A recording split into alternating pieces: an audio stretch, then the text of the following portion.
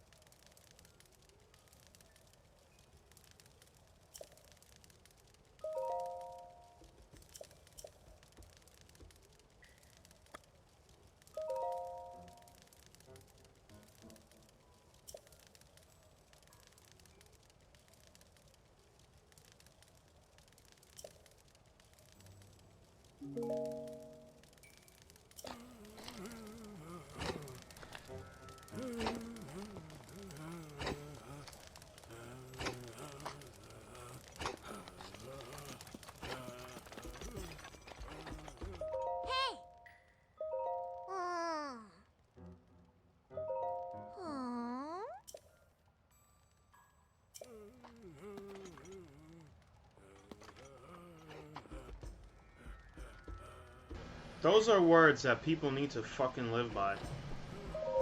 I'm about to screenshot that. That's crazy. This little kid Goron is smarter than most real people on Earth. That's crazy.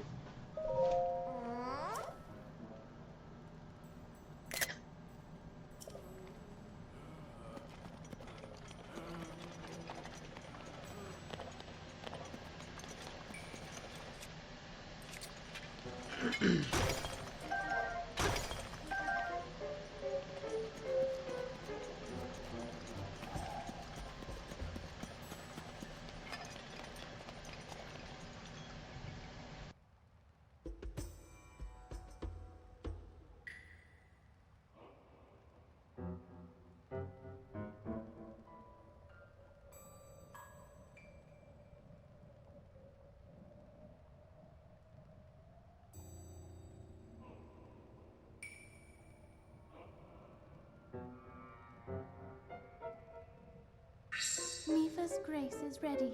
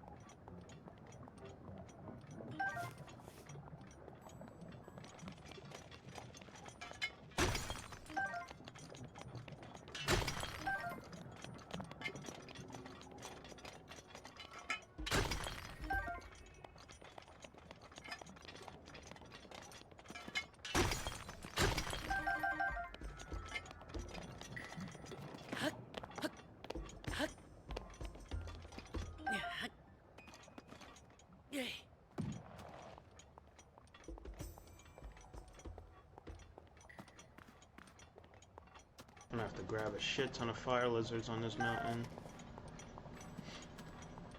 I need them for leveling clothes, apparently.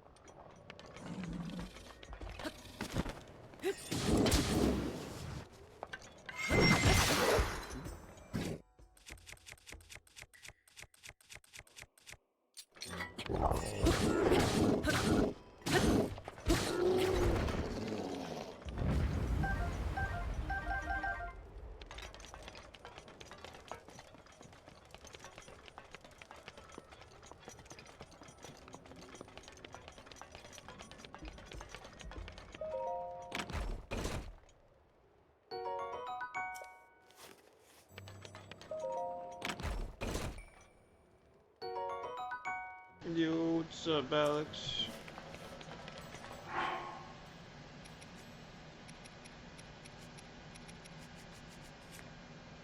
How you doing, bro?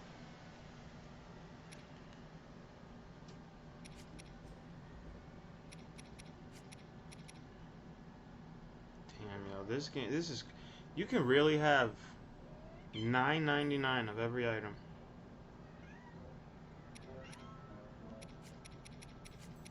There's no limit to anything. It's crazy. I love it.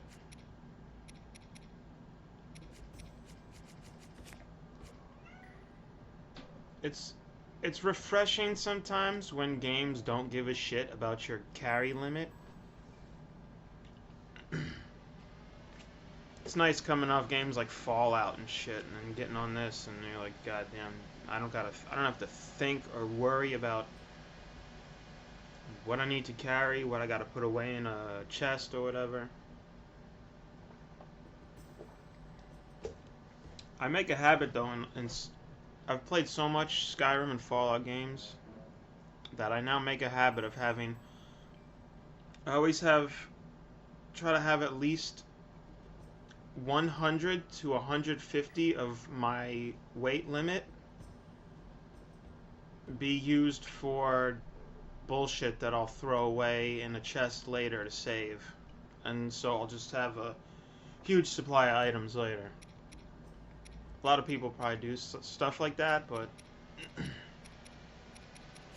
I like specifically doing that, so I'll almost always have free space in a way. What's in this again? I forget.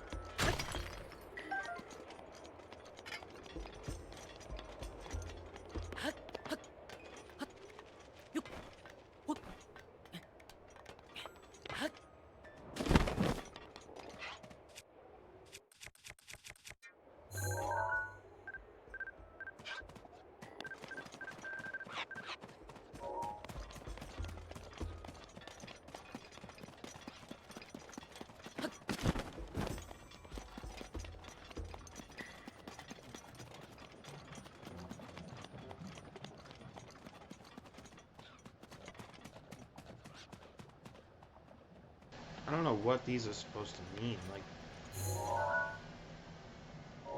what is this supposed to be?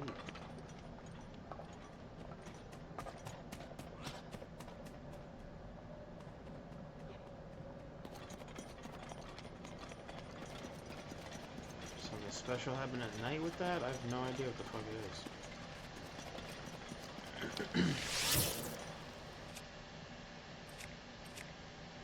Oh my god, I gotta go buy bows. Holy shit.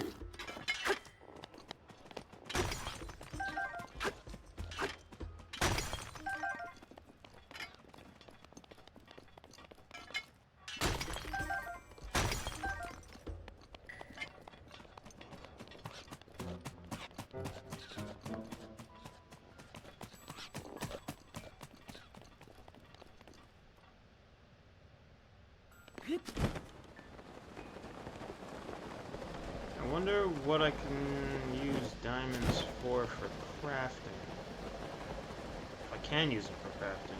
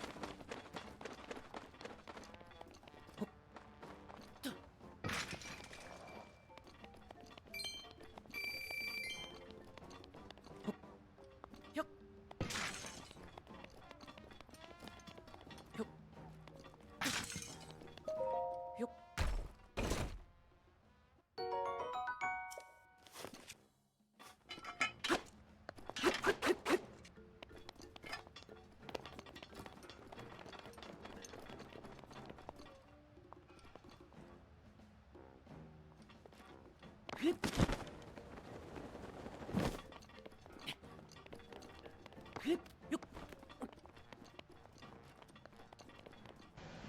know it just looks like I'm running around doing dumb shit, but I'm looking as thoroughly as possible for Korok seeds. I still have like 46 shrines, 30 main game, so 30 more shrines main game, and 16 DLC.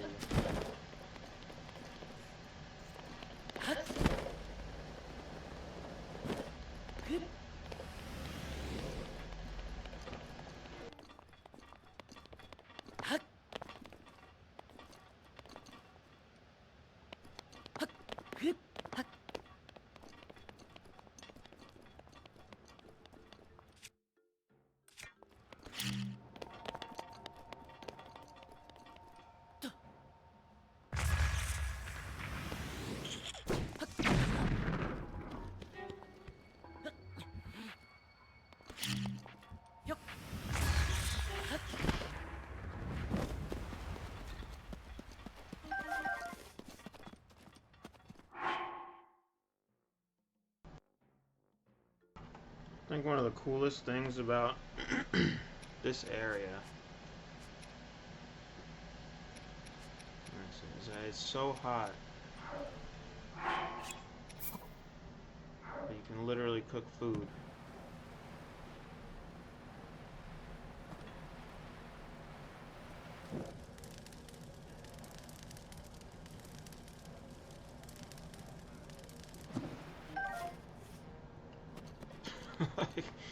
That's just dope.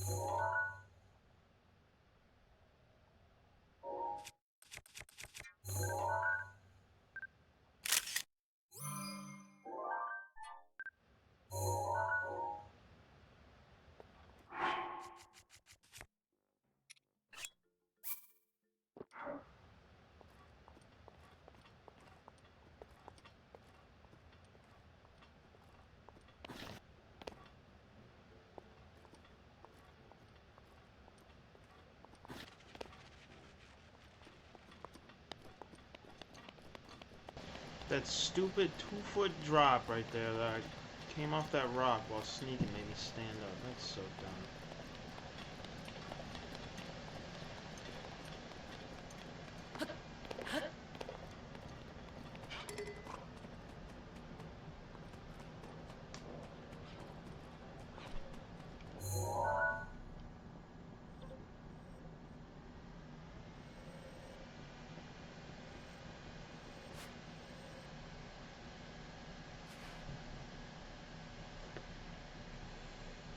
What's up, Monroe? How you doing?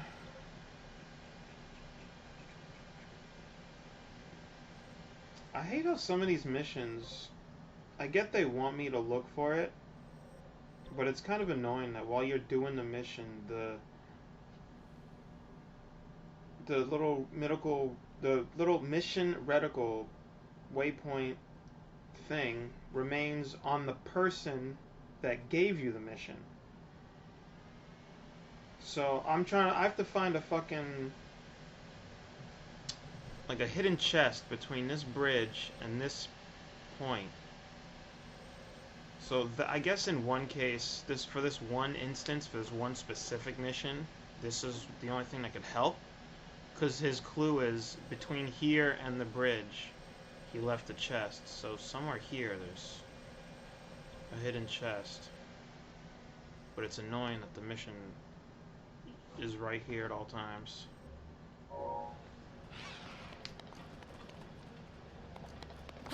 I'm obviously not over here looking for his fucking chest. I'm just running around looking for shit. 900 Korok seeds in this goddamn game. There's seeds everywhere. Just gotta look for where they put the puzzles or the little quick things for them.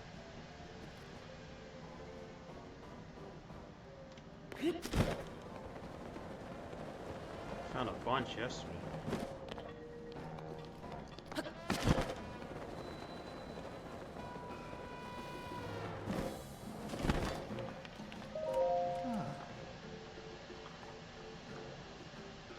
Oh, nice.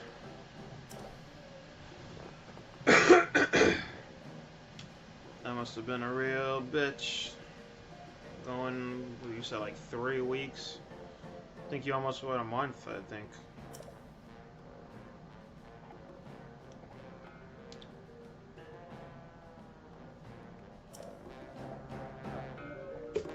Last time you told me, I think you were at 3 weeks without anything good.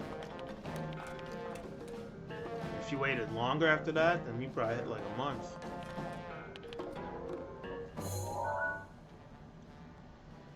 These fucking circles, what do these mean? I hope they're just dumb markings. They don't mean shit.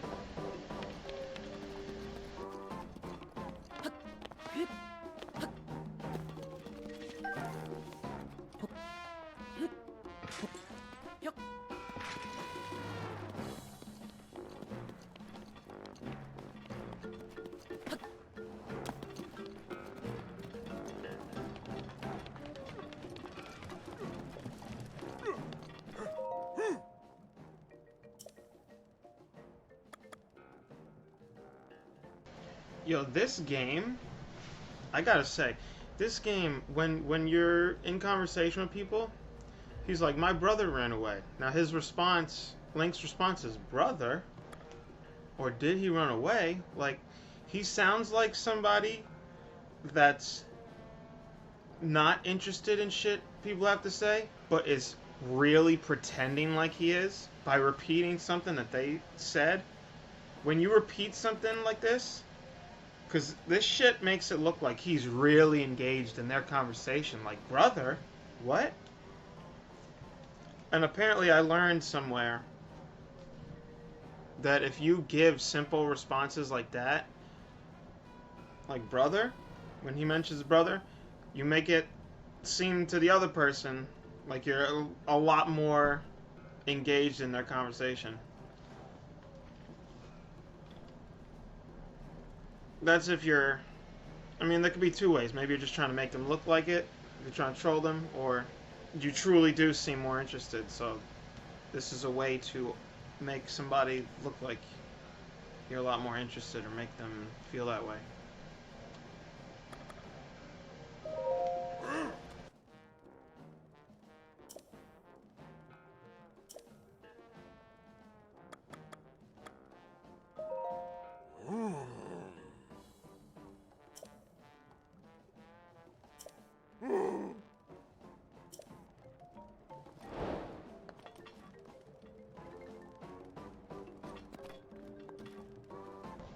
Could be a good tactic to use with the ladies too, you know, if you're just like, if you're not feeling the conversation, you're just like, oh, really? Yeah, yeah.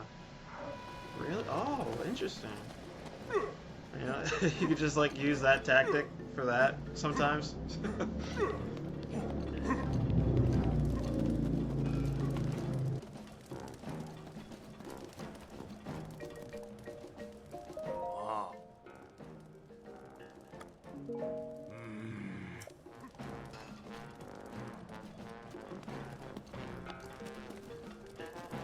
This guy's trying to make me buy the stuff I was trying to steal from him. He's crazy. I'm trying to steal it. Get out of here.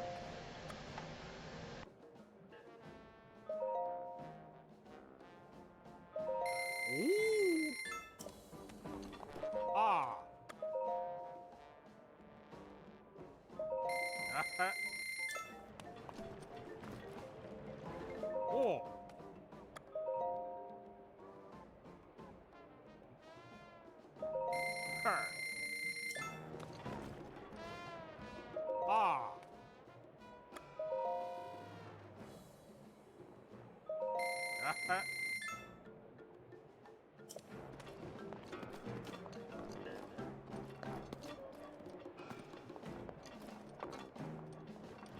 hey!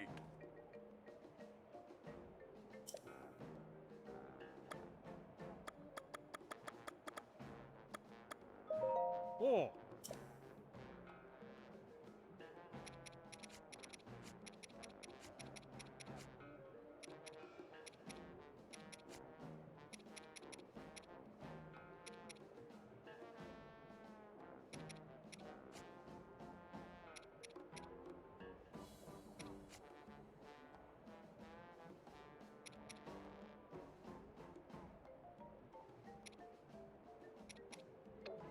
Ah!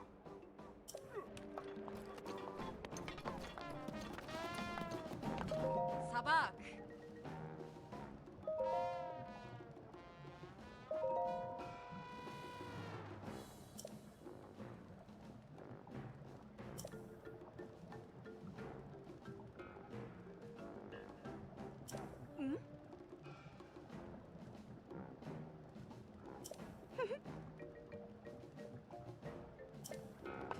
Oh, hell yeah, what? I got like fucking 300 something of them.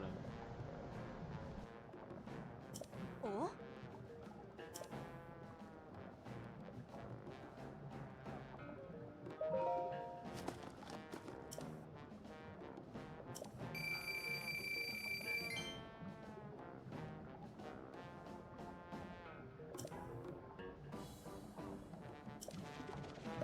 Ah.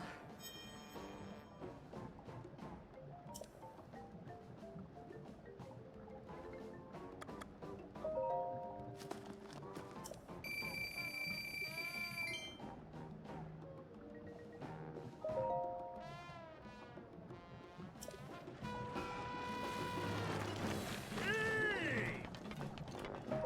Eh? Ah. Yeah! Eh. Nah, just... It's just like a week of not shaving. I Bruh. shave once every, like, 2 weeks, maybe.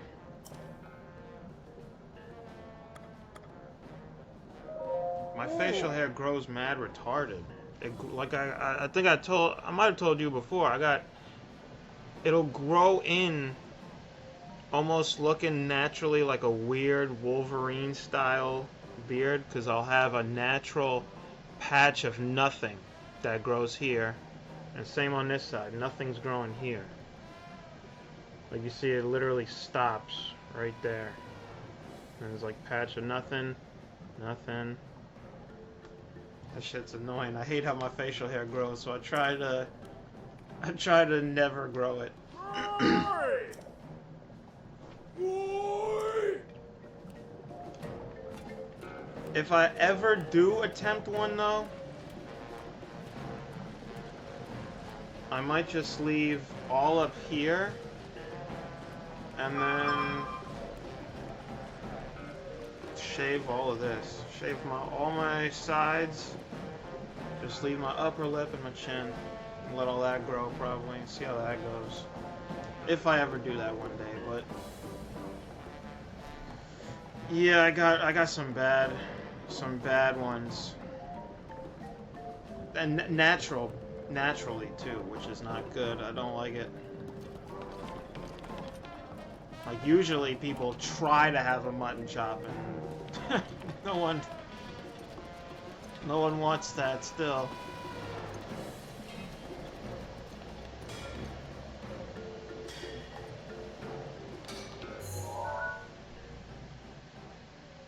Bro, yeah, that's what I'm saying. The natural hair grows kind of like how his facial hair will grow, but see, he makes it look good because he's got fucking claws that go with it.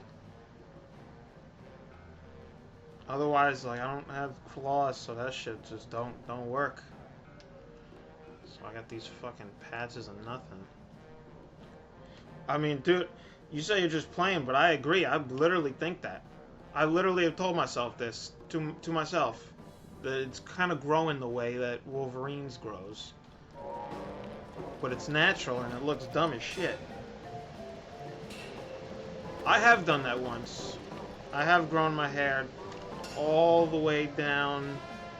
It probably was past my nips. I think I've had my hair go a little past my nips. Probably almost to my stomach.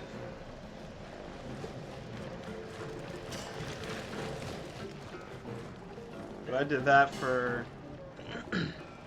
I did that for a girl, though, because that was back when I was dating this Japanese girl. She wanted to see my hair long, so I was like, you know, fuck it. I've never had it long. I'll see how it looks.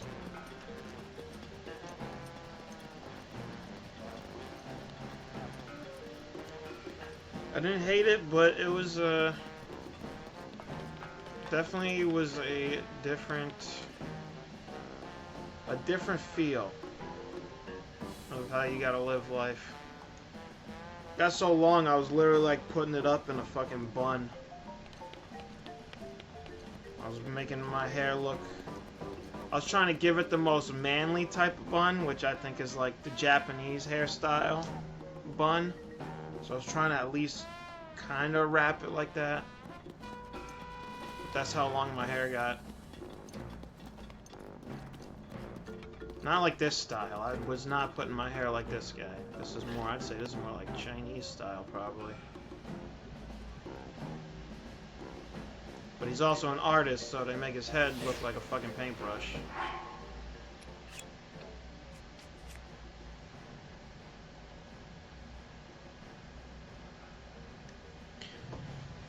Yeah, that's maybe the average longest I'll let my hair get. Because I usually go like 8 to 10 months probably before I get another haircut. Like, I'm pretty lazy, so it takes a while for me to go get another haircut.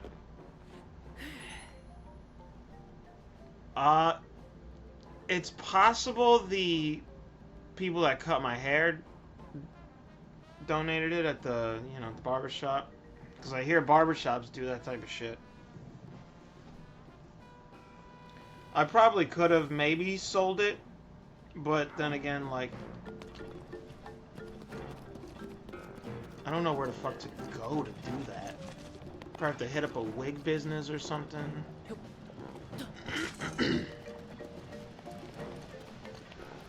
And then, you know, just doing all that, I'm just too lazy, so... Hitting up a wig business is already mad work.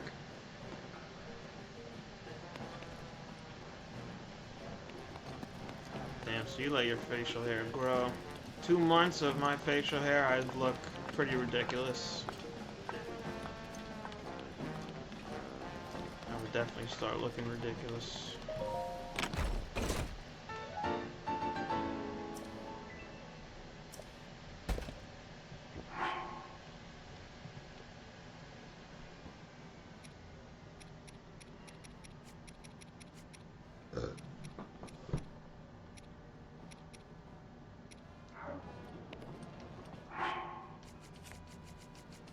Shit weapon I don't want.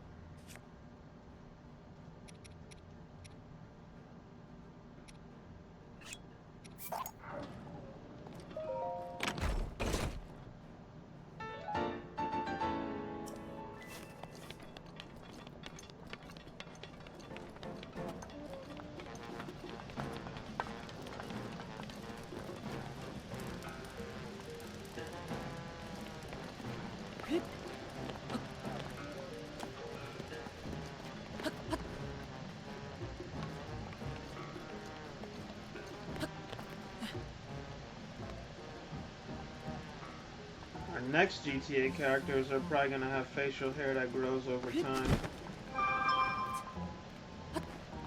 I don't see them taking that feature out of their games anytime soon.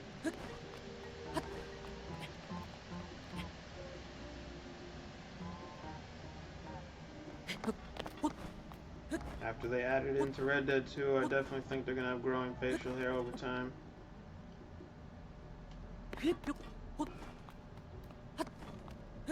Probably same with the head of hair.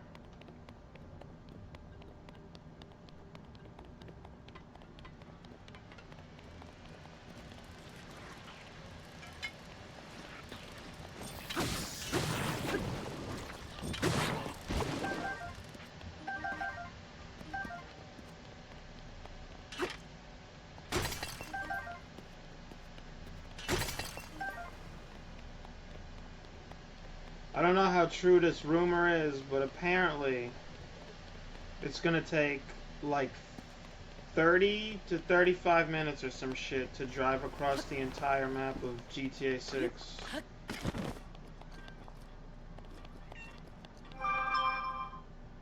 Which is crazy.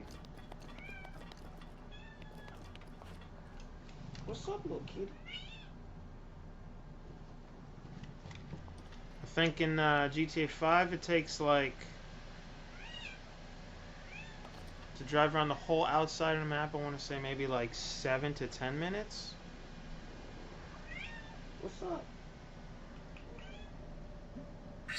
Daruk's protection is now ready to roll.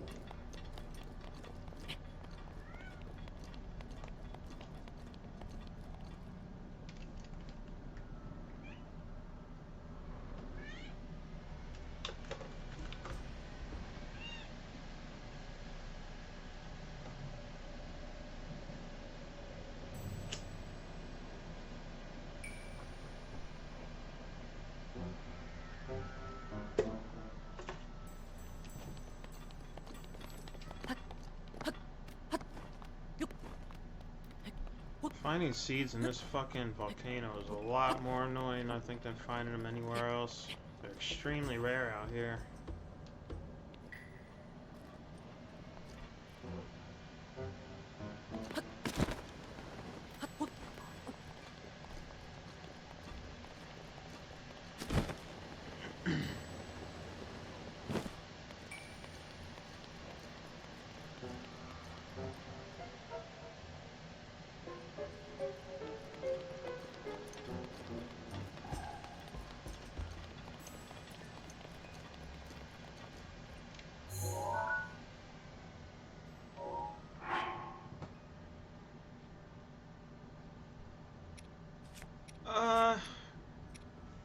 Today, yeah.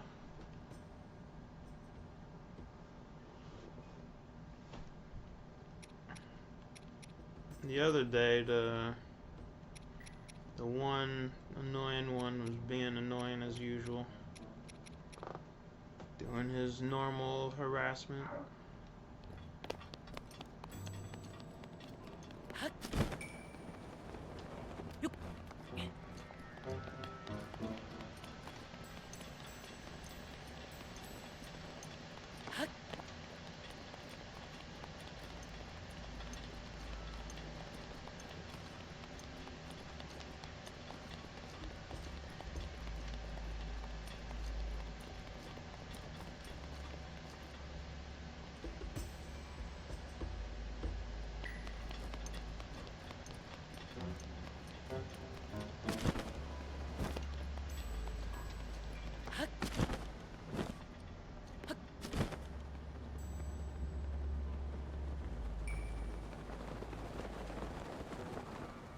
There was a seed in that, right?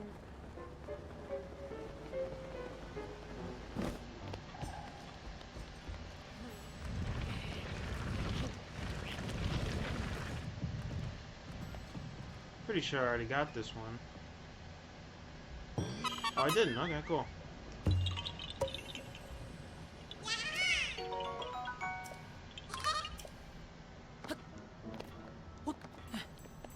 That I found because the mini-map has a little fucking red dot right there. These little red... tiny little red ones are probably in air. This one's probably too big. Little red dots though. Little areas where Korok seed might be hiding up here.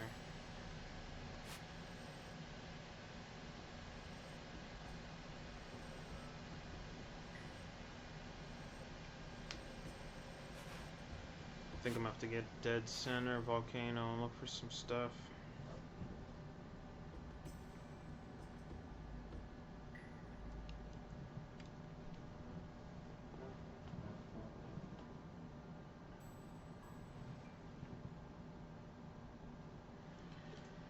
I've noticed, I think boy cats are more aggressively annoying, while female cats are just known for relaxing a lot.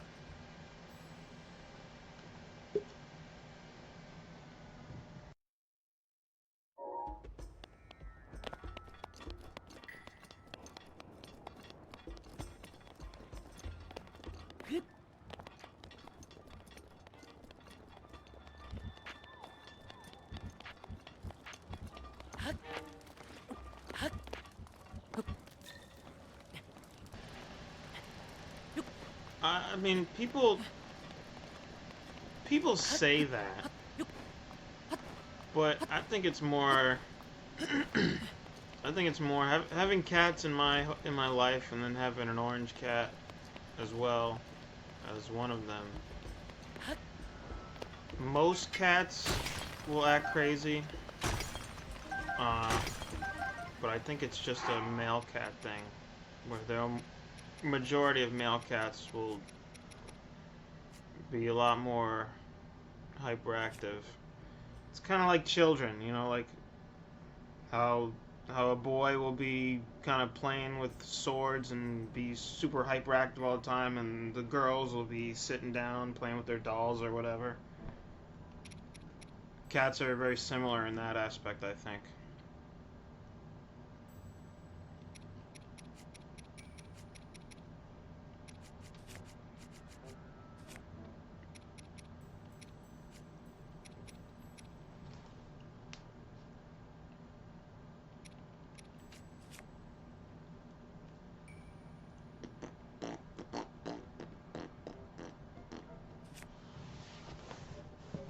If he's in the net, I might do a dab then.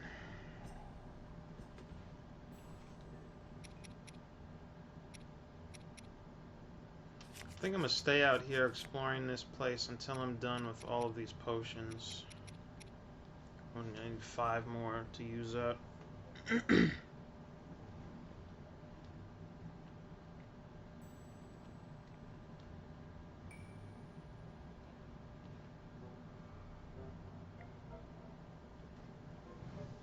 Look, one of your cats? You call one of your cats Biden?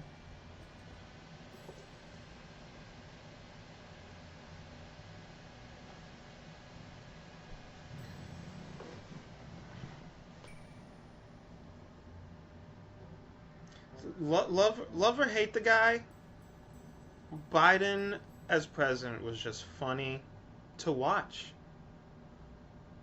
That was just that was, in my opinion, that's the first display of like just why there should be an age limit for a lot of things. You know, we got an age limit for if you're like 65 and going to the movies, you can fucking pay less for your tickets, but they won't have age limits for other shit.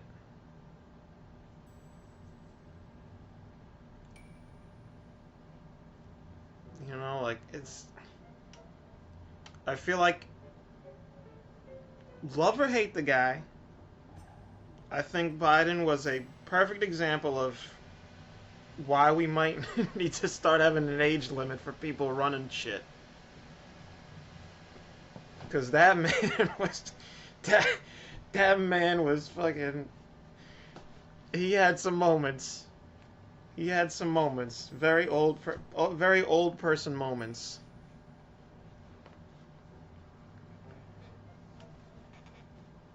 You know, and that... It's...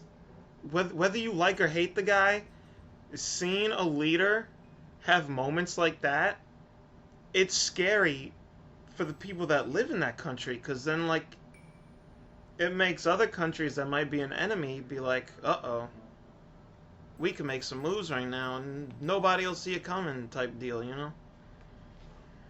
Scary, scary shit that, you know.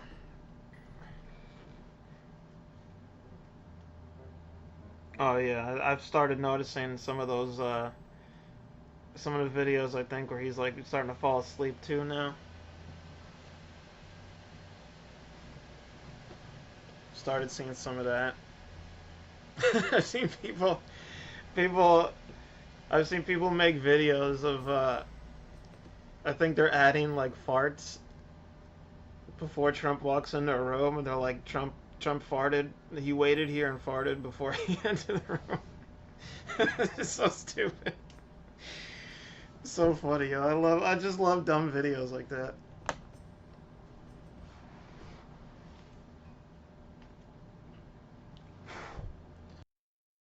I think you have to be like 40 minimum though to become president.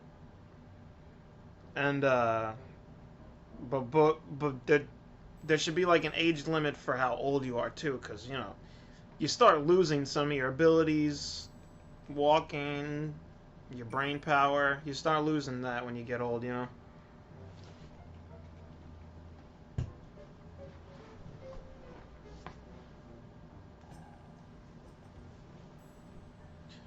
Uh,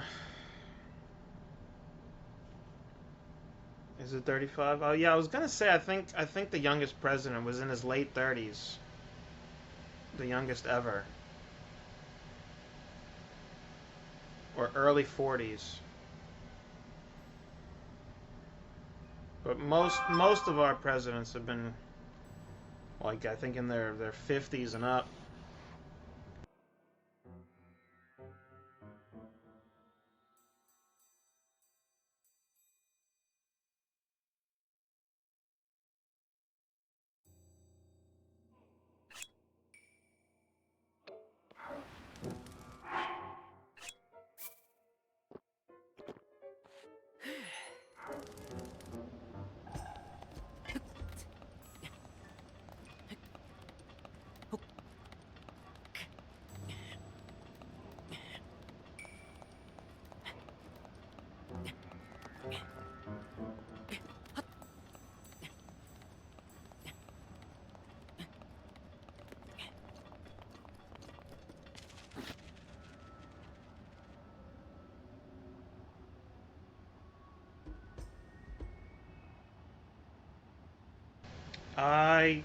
I don't know. I don't know. For some reason, I'm thinking it might have been one of it might have been Roosevelt, but I I'm really bad at that stuff. I'm really bad at knowing presidential history. There's only like probably three or four. I could probably tell you a couple things I know about. Like Lincoln built houses. like shit that probably almost everybody knows, I can tell you.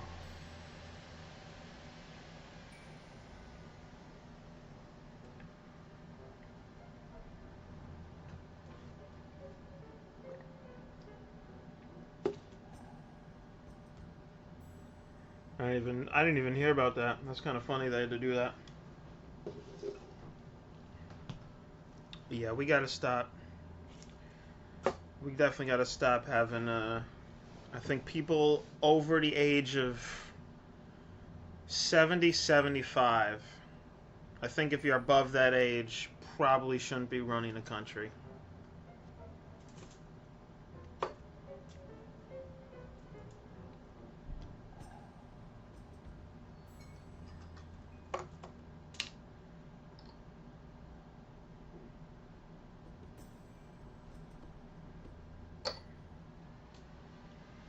Like I feel like you gotta be almost as qualified as like Putin is. Okay, look, I'm not saying I agree with everything that Putin does. I'm not a fan of him, but the man was like ex army or whatever. What was he in the KGB or something?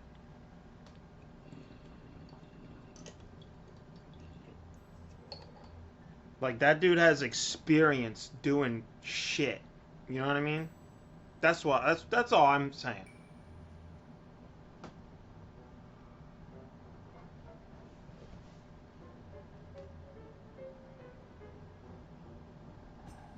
Yeah, I only see like clips and stuff on Instagram. I don't go too hard into the political stuff.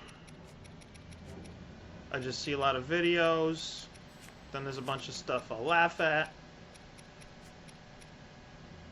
And then that's really it. I try to more look at life as just I don't try to look at life politically, you know? I feel like if you get too down that road, it's hard to get out of. And then you start surrounding yourself with people with the same political views, and I feel like that could be damaging. Because if you have friends that have different political views, but then you never talk about politics, you'll fucking get along amazing with that person.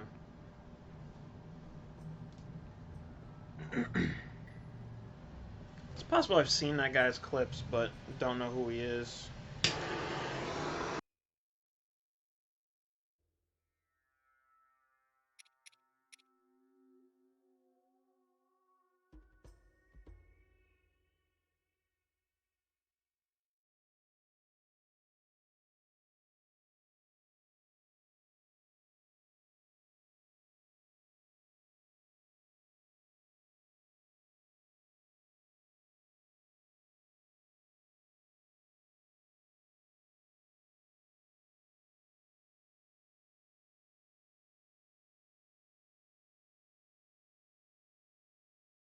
Same with me, dude. I've never voted. I haven't registered to vote. I'm too lazy to go do all that shit. I'm just too lazy.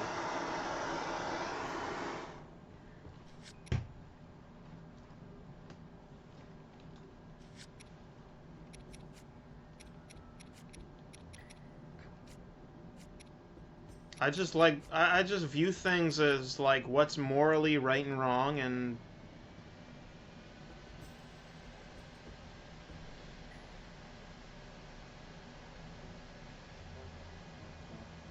you know, I don't hate I don't hate people with. Oh well, I didn't know that. Might have been an internet glitch or something. Alright, that's good.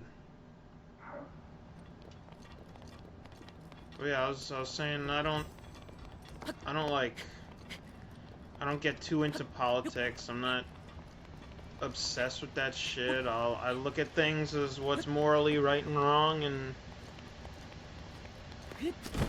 I have a lot of friends that probably, if I was into politics, would have different political views than me. Because I don't, you know, I didn't make these friendships based off political views, so I don't know what their political views are. Because I don't ask. Because I don't give a shit. Because I'm friends with them because they like the same games, the same movies, same shows. Like, we hung out when we were fucking in 4th grade, chilling, making butt jokes and stuff, you know, just dumb shit that you do in 4th grade. That's why we're friends.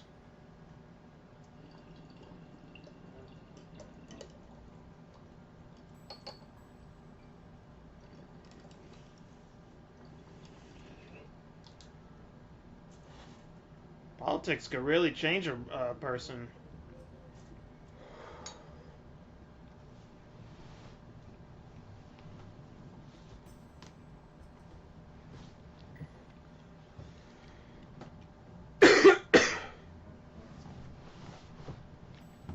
Oh, I know what you mean, but I'm saying like me as a person in general, like I live my life just trying to look at things as what's the right thing to do and the wrong thing to do, you know?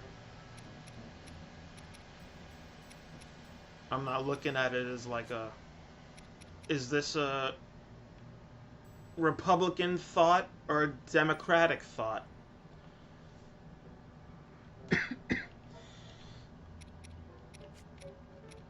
You know, I just look at something like, oh, this person killed that person. That's fucked up.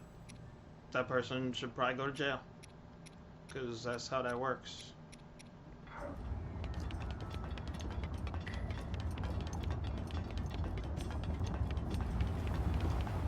You know, like the Carmelo Anthony thing. I feel like that's a perfect example, I think, of how to look at something morally instead of left and right type deal. So there's a lot of people that are just like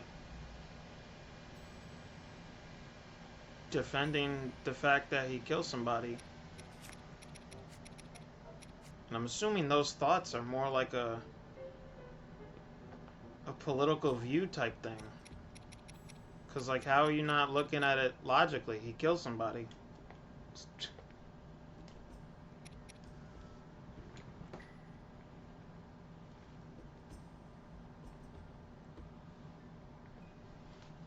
Yeah, you see, like, that's what I'm talking about. It's so stupid. Like, dude.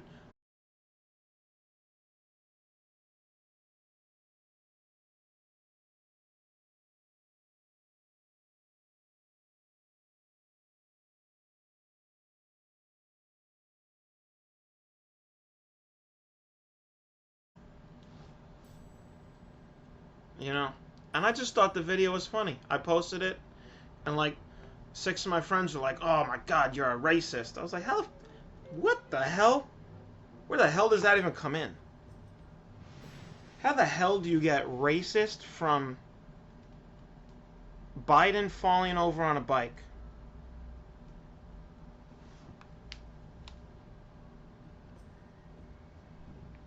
Keep getting a blue screen. Let me check. It might be your internet, because...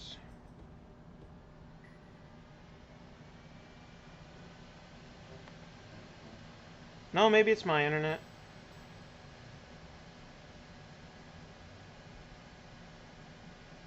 No, I think it's my internet. It's telling me my log stream disconnected 5 minutes ago and a minute ago. Might be my internet.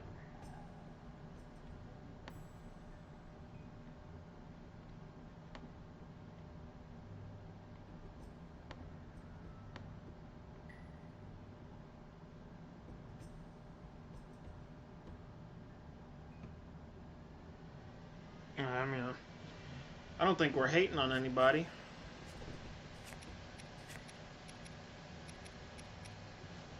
I mean, we're not saying crazy shit.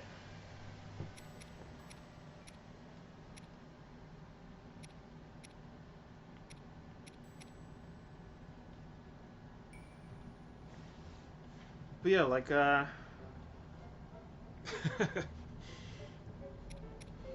whatchamacall, but yeah, like, I'd say, like, 5 or 6 of my white, it's very important that I state this. My only white friends, mind you. Like, 5 or 6 of my only white friends that saw me, like, repost that clip of Biden falling over on the bike, they're like, oh, you're a racist now? I was like, where the fuck are you even getting that from? I find it funny that this guy fell over on a parked bicycle. He parked the bike and fell over. That shit was hilarious. Where the fuck are you getting race from?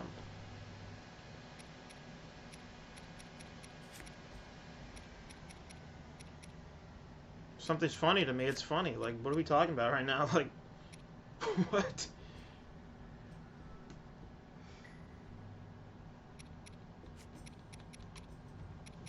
I was like, y'all have known me. There's that. They've known me for like 20 years, dude. These guys have known me for 20 years. They've never heard some racist shit come out of my mouth, ever. The only stuff that...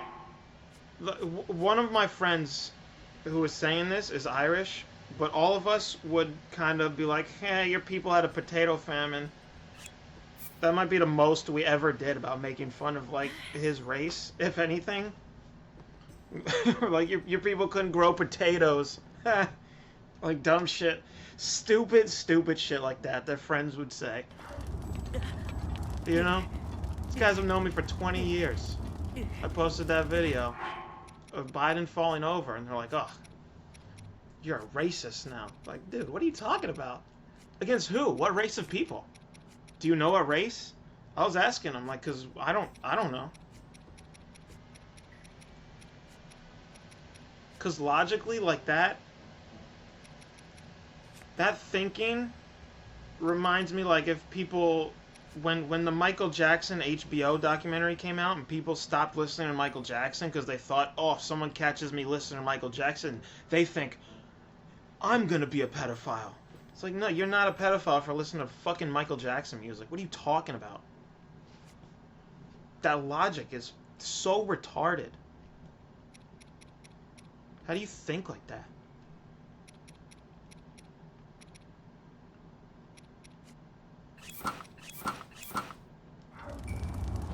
It's like, I can't believe that HBO special really made people start having that mindset.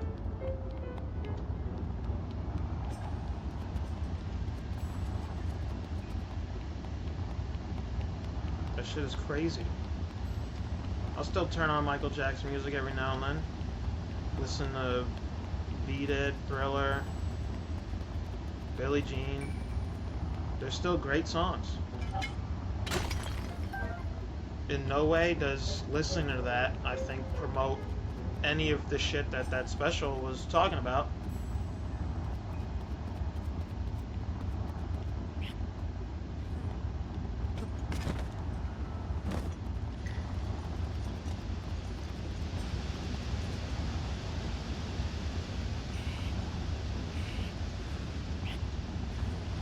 Yeah, I'd believe that.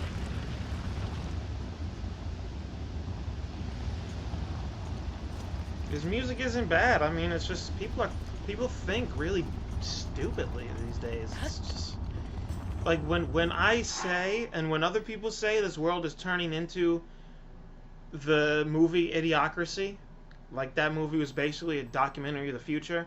It's true. We are really heading down that road. People are becoming fucking retarded.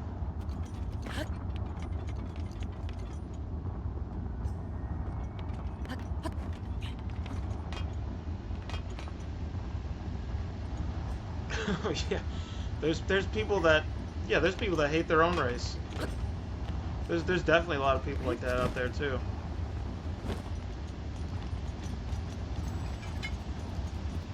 But I find it funny. Like I've never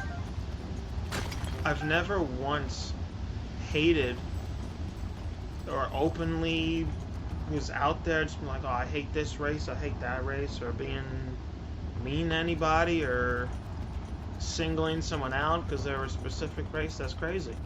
And on top of that, I've never dated a white girl. I'm white. I've never dated a white girl. I date every other race. I've basically dated every other race. And it's the funniest thing was those 6 white friends. Yeah, dude, I've dated mainly, I'd say majority of the women I've dated have been Hispanic, but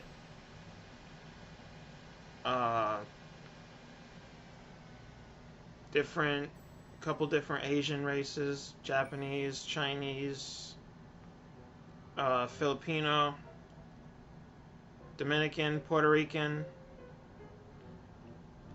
and it's like, I'm like, how that doesn't make sense to me. These guys saying that only have dated, I've only seen them date white women.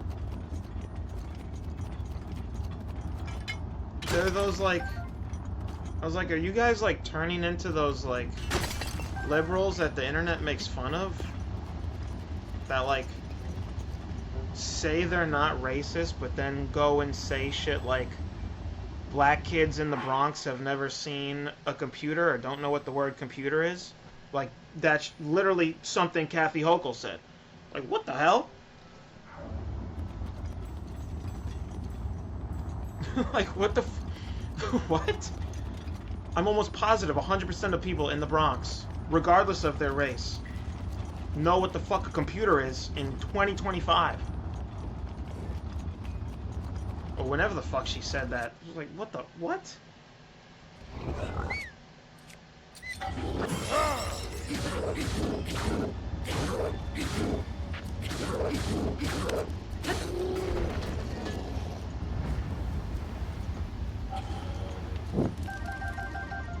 Yeah, I love Asian women, dude.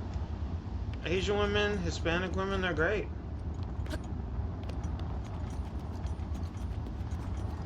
I have no hate for any race.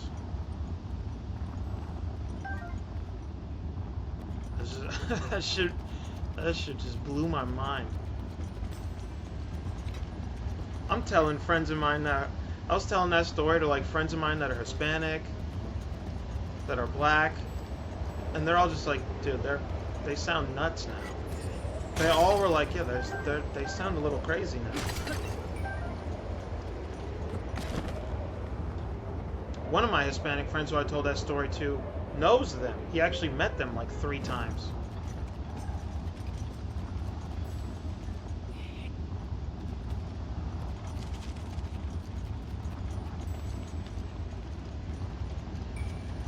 That shit blew my mind. I don't know. I feel like I was like I look at racism and lying in a very similar way. I feel like lying and being racist is just a complete waste of your time. If you want to do it, go do it. It's a free country, free world if you want to be that, I guess. You know, even in countries that are more, you know, less free than America, there's still a lot of racism. So, you know, if you want to be racist wherever the hell you want, but I just think you're going to be wasting your time. Yeah, dude, that's really it. That's what I call original woke. Just like be nice to everybody, and if you're a jerk, you're a jerk. End of story. In my opinion, that's what I call original woke. Just be nice to everybody, because that's what the new woke is saying.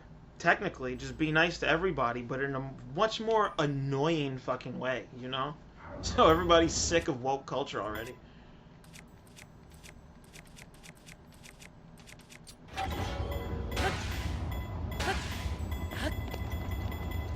don't know what I'm doing over here, what I gotta do with this stuff.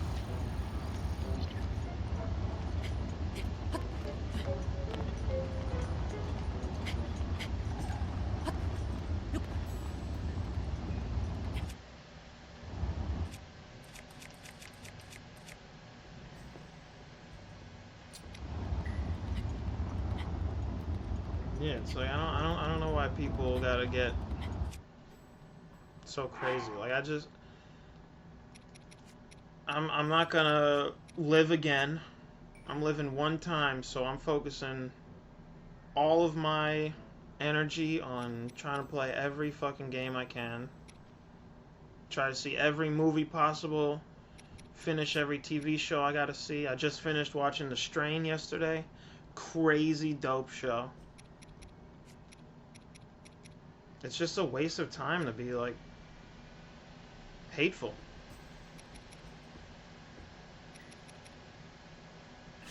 And if you're kind to others, that shit's just gonna come back to you.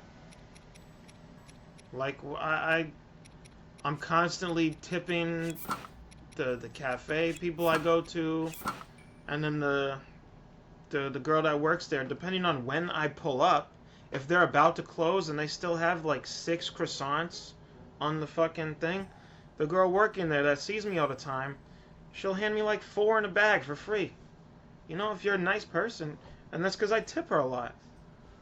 I'm constantly putting like at least $2 in their tip jar all the fucking time. Oh shit, I'm too close to the fire. I gotta keep that outfit on.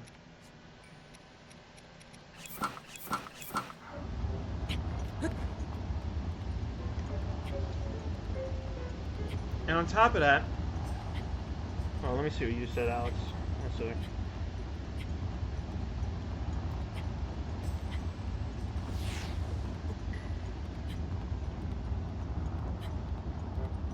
I don't go out a lot either.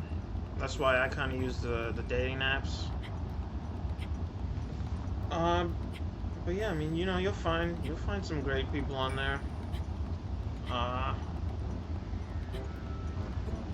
And then sometimes you'll find some crazy people. Definitely have found my fair share of a couple crazies, I'm not gonna lie.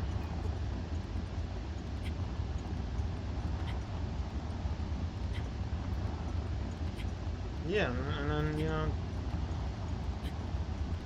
on top of that,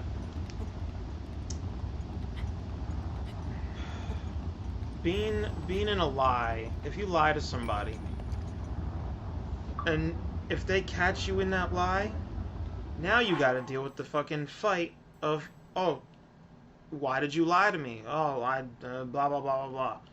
Now you're in some extra drama, and I don't want that. That's more work that you gotta deal with, more bullshit you gotta deal with. Nah, fuck all of that. I'm not trying to deal with that, so I just find lying to be a complete waste of time. A white lie, like if you're the only time I'll say lying would be kind of acceptable would be like to your kid about Santa Claus or the Tooth Fairy, shit like that, you know? You want to make up the story that Santa Claus is real? Okay, yeah. It's technically you're kind of lying to your kid, but at the same time you're keeping the magic of Christmas alive, so there's that.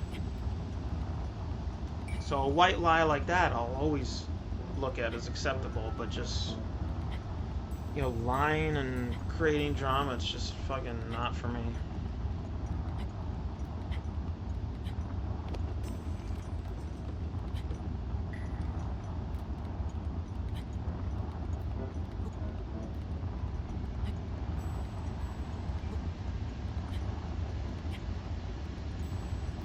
Yeah, everybody was pretty relaxed during the Obama era. 2016, things started picking up. People started getting crazy.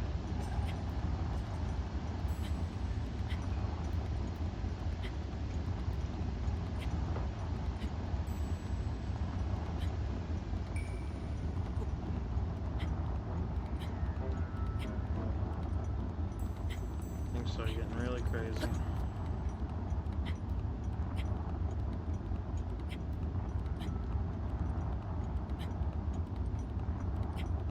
We witnessed a fucking political assassination. That was pretty nuts.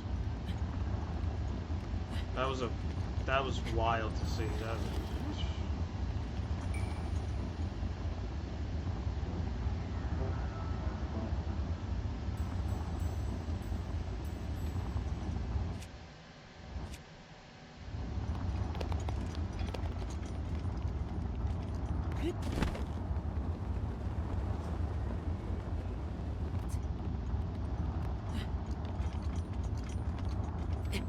Oh yeah, I mean he was definitely sleeping peacefully too.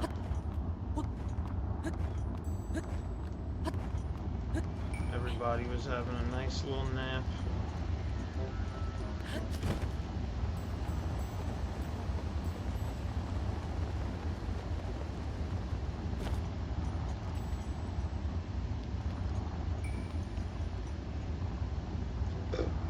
People were saying crazy shit though too. Whether you like or hate Kirk, the shit people were saying after that was wild.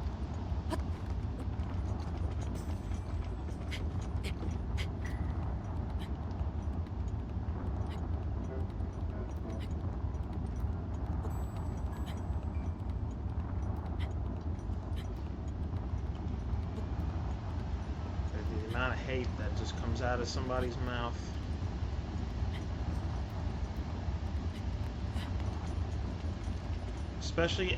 Especially over some guy that's dead.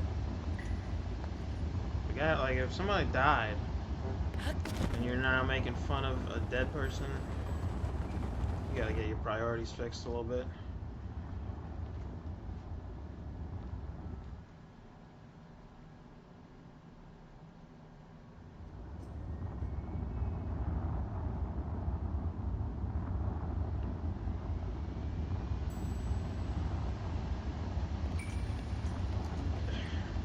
World is definitely getting more aggressive. That is for sure.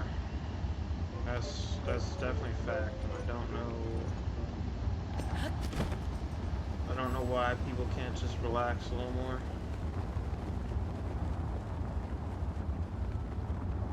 If you get yourself too worked up, it's hard to like sometimes come off of a heavy rage. If you're fucking going crazy.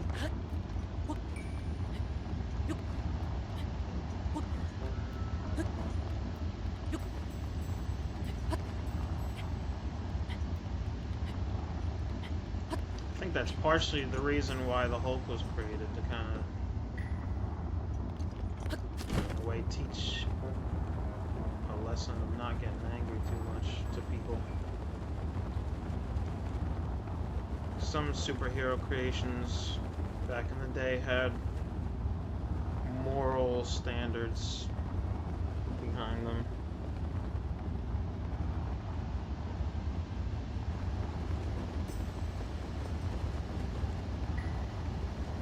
I feel like that could be a major reason why the world's also losing their minds. There's a lot of media back in the day, the 90s, early 2000s, all these TV shows, everything people watched, every episode had a different moral to a story being told. If you were watching fucking SpongeBob, a 15-minute episode of SpongeBob had a fucking moral to the story, you know? Like,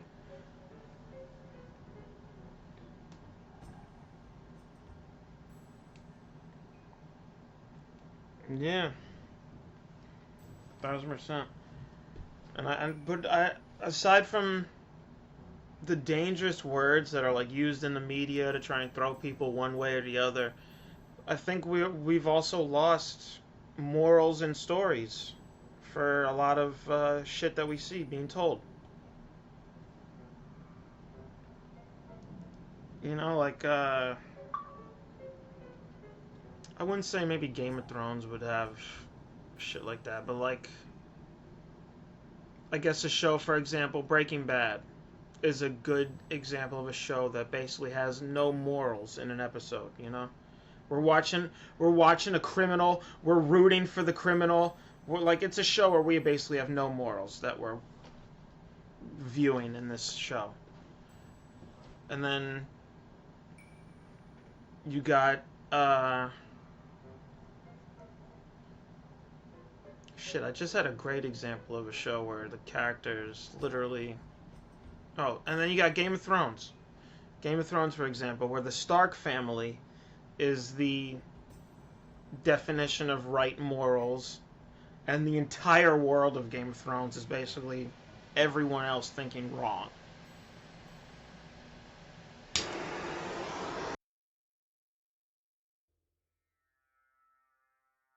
You know, the Starks were basically the heroes of the universe of Game of Thrones, trying to everybody do right and get back to their family and save the Seven Kingdoms.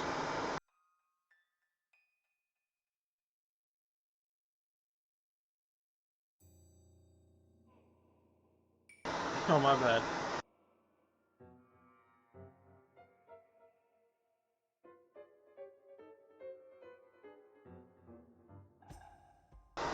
Yeah, I was saying, there's just like a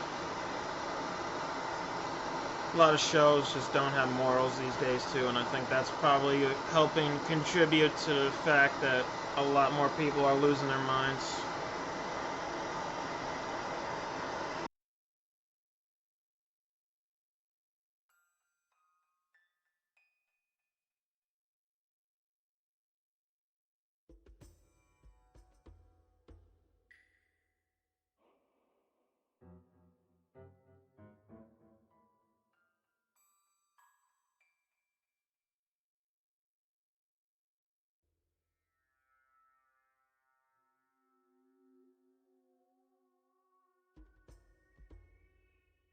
I sent a quick text, my bad.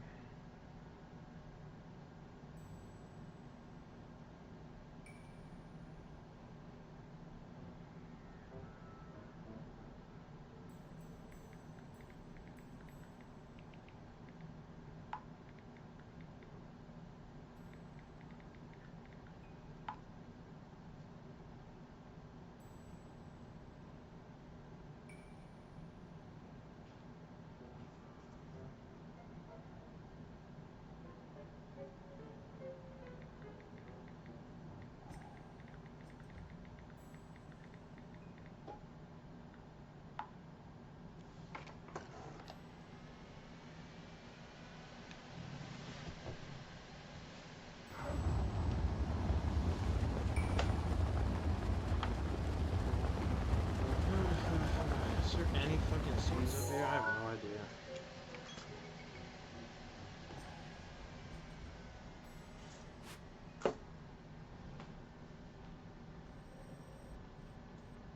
I feel like there should be some more seeds somewhere up here. Probably not, though. There's not many up here in this damn mountain area to begin with.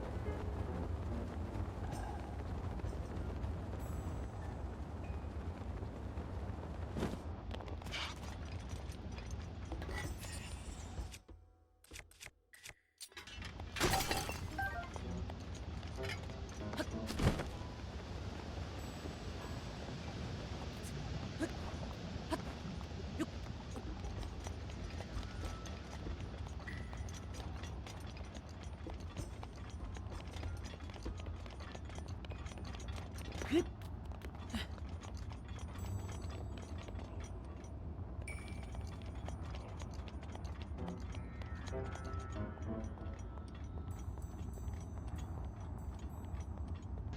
feel like my best thing to do on this damn volcano is just get these lizards.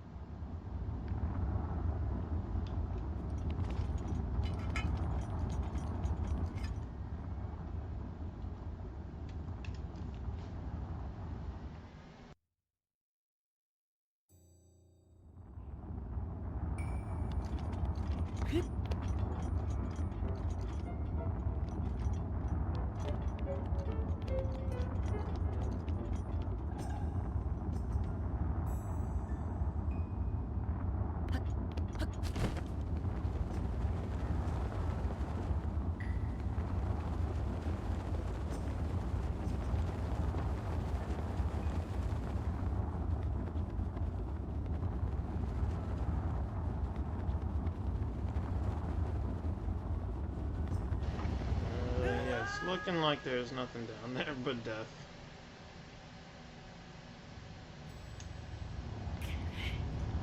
Thought maybe there might be some hidden thing in the bottom of this volcano. Guess not.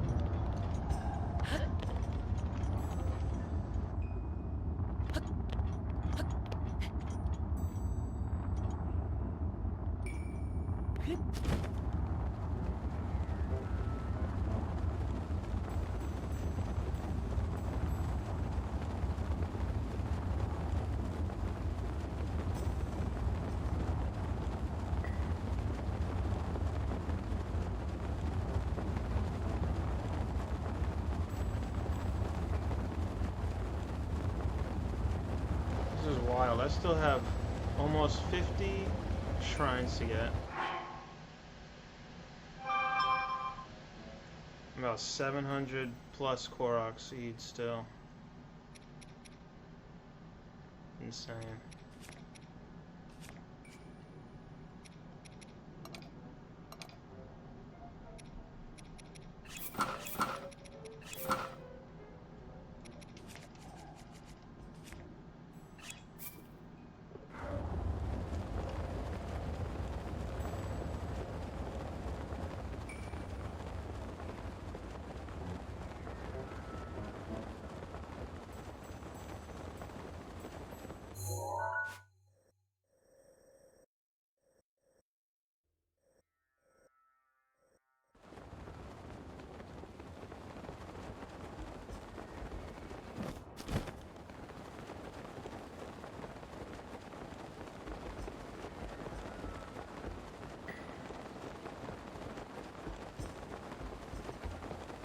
The shrines, this is probably the hardest area to see shrines.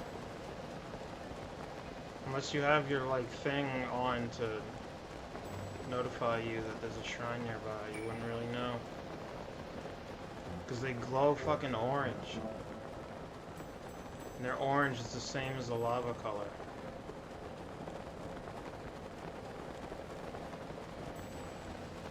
I don't think I checked any of these little iron pieces over here.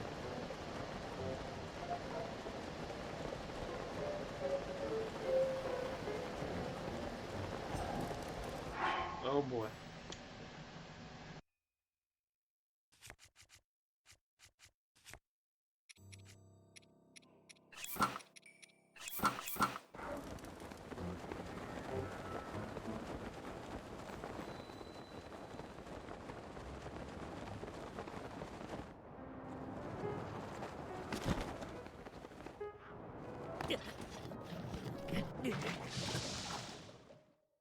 Come on, I slid into the fucking lava? That's some bullshit. I made sure I made it just over rock and I still slid in. And they put me up here? Wow, dude.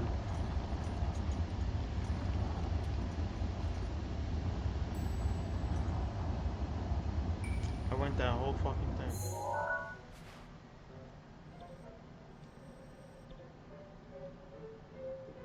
I went that whole ride.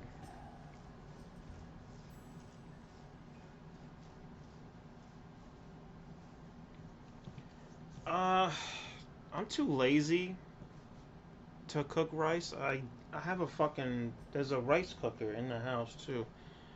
I'm just mad lazy about cooking it. Even though it's so fucking easy, dude.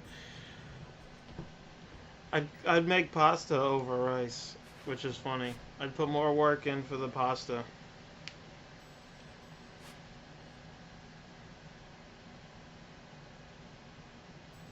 I'll more just eat rice though if it's like it's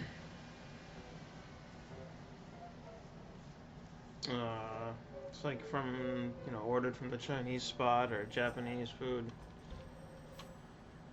I should try to fry my own rice someday.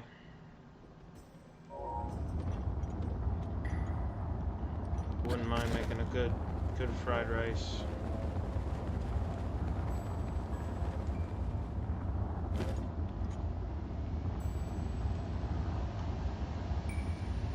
If you get the white rice, throw it in a, you know, after it's cooked, throw it in a pan with like a little egg scrambled in there.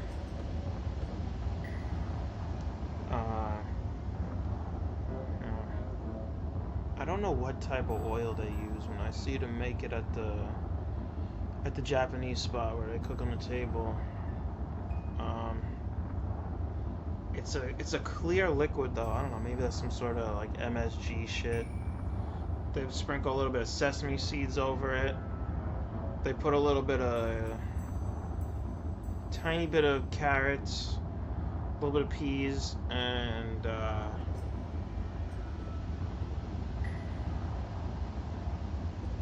tiny bit of corn.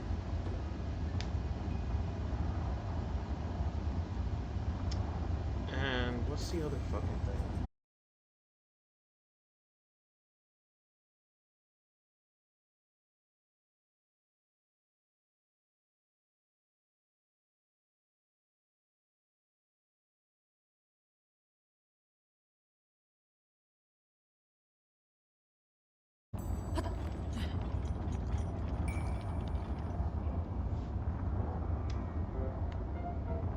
They make some good ass fried rice though at every run.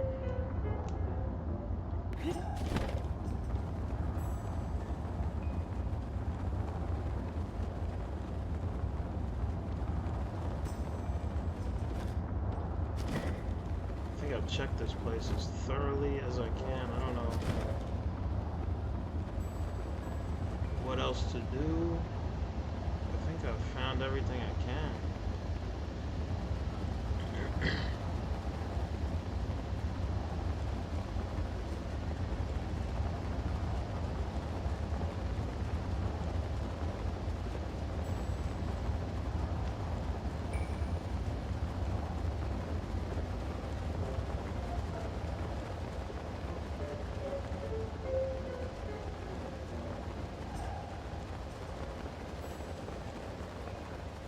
don't think I checked down there that much either.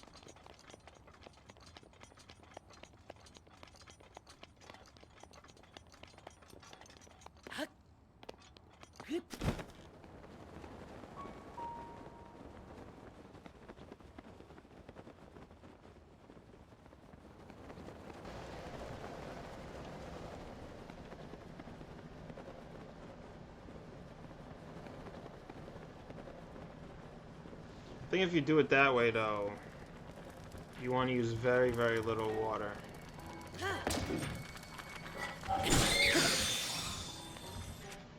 But if you use a rice cooker, the rice is above the water and just steam cooks it.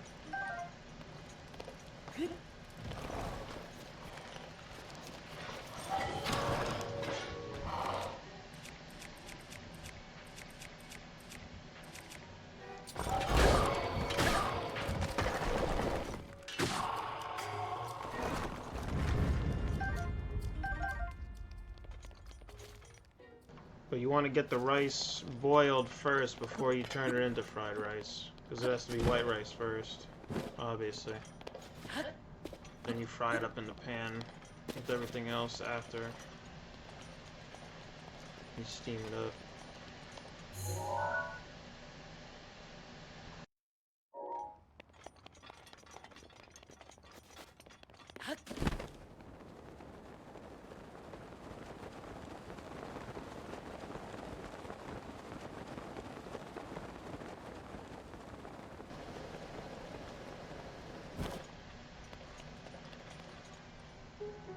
You probably have to refrigerate it or put it away correctly, because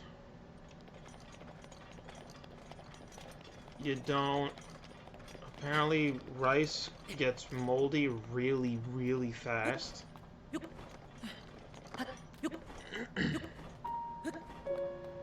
So you gotta make sure you put it away properly in the fridge. If you do refrigerate it. I think it's recommended you don't. And you keep it on heat, I think.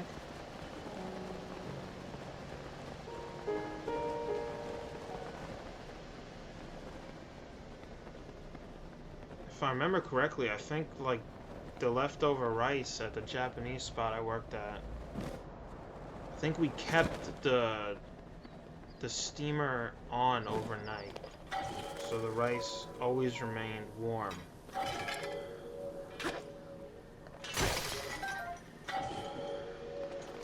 I think that was how you're supposed to be keeping it. It's been a minute since I worked there.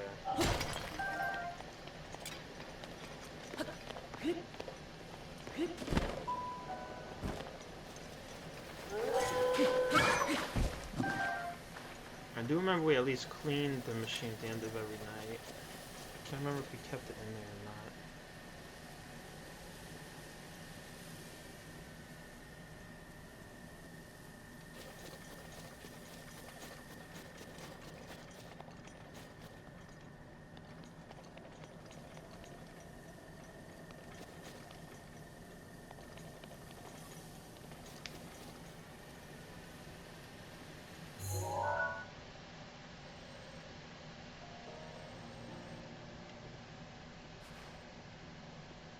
Are they looking for that?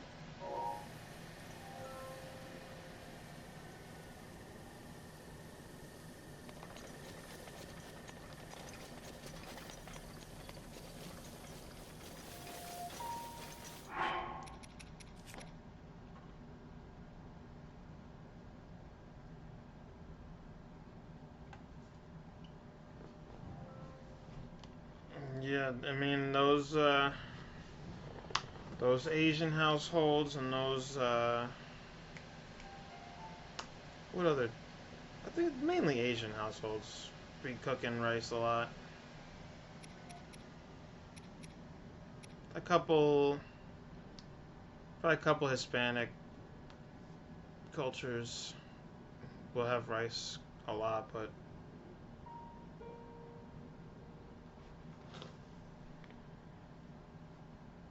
well, yeah, I think mainly Asian cultures. It's basically a daily thing.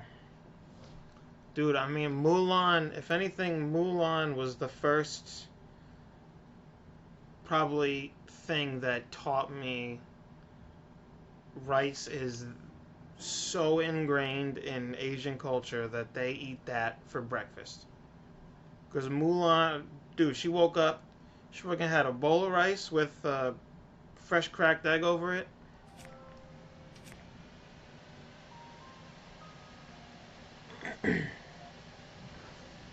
Yeah, always have a cracked egg and scramble that egg on top of it.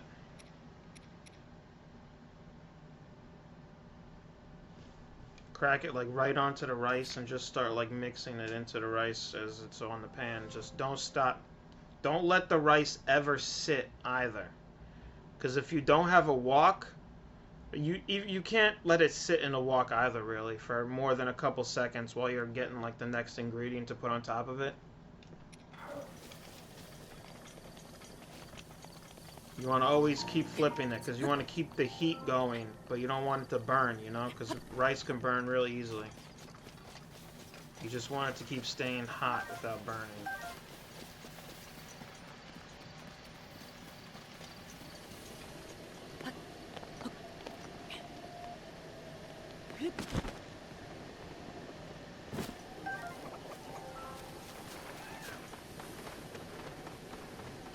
Char's better on the meats though, not on the rice.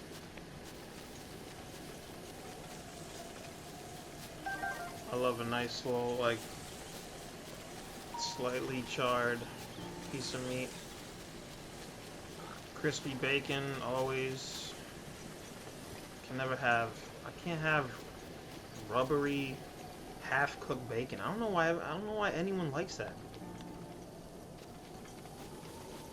Because when that happens, the fat is always extremely stretchy. So you'll bite off the normal part of bacon, then the fat piece is still stuck into like whatever. If you're eating a sandwich, for example, bacon, egg, and cheese, the bacon part, you know, the regular normal meat would come off, while the fucking fat is still like stuck on the sandwich as you're pulling it away, and it's like on the side of your mouth. It's like, come on.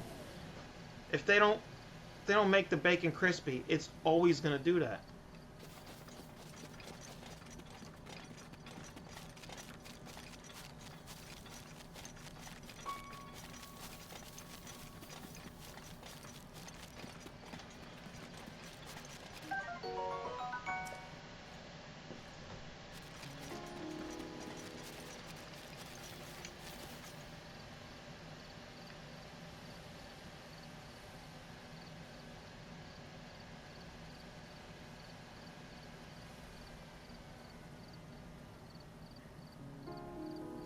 Cat scratched my ear and I don't even know. Well, I got a fucking pimple back there and I don't know.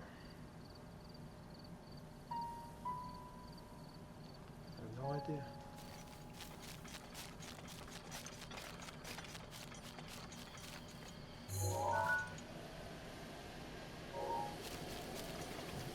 I think I'm done with this fucking thing.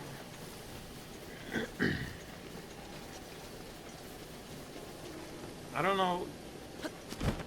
I don't understand how some places will get like that super cheap gray soggy beef. Ugh, it's disgusting.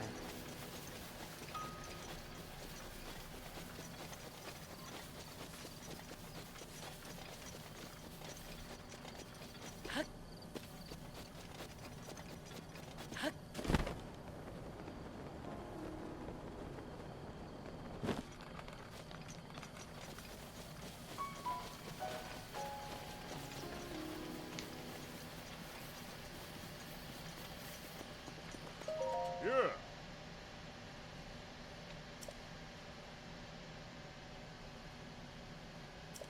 They're called gems. Does this guy think I'm retarded? Tell me about gems. I ought to slap him. I slap his fat belly.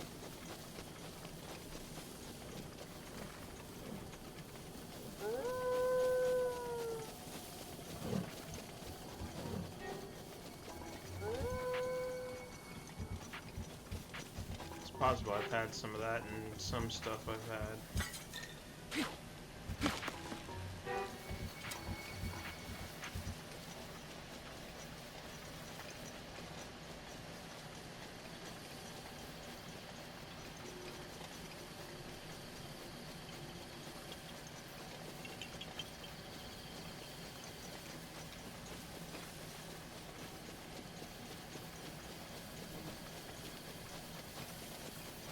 Speaking of chili oil, do you know the fucking the social media guy? I don't know his name, but he's like the chili. I call him the chili oil guy. He'll fucking have. He'll take like the world's hottest fucking chili pepper, dip it in like the world's hottest chili pepper oil, and then fucking just go to town on that, and then just have. He'll just start eating like fucking tons of chili peppers and chili pepper oils. He has no. He's got no taste buds. Like he doesn't react to the heat. He's got one of those like special tongues that like has no fucking reaction to heat. He's just capable of it. When he says chili oil, he says chili oil in a super high-pitched voice.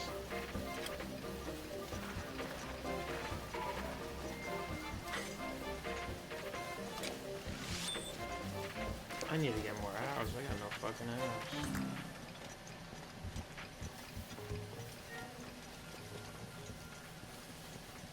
He probably doesn't feel any of the heat from that stuff. He's probably like it's probably so far gone down there. They've probably had to like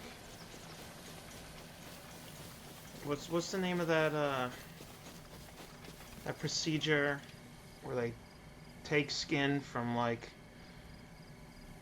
your sack and put it somewhere else on a burnt area of your body to make that skin look more natural.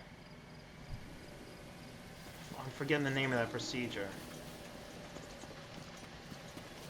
But yeah, he's probably had that done to that area a couple times, so. Yeah, there you go, skin graft, yeah. He's probably had that done to his ass a couple times, so he could take the heat when he shits.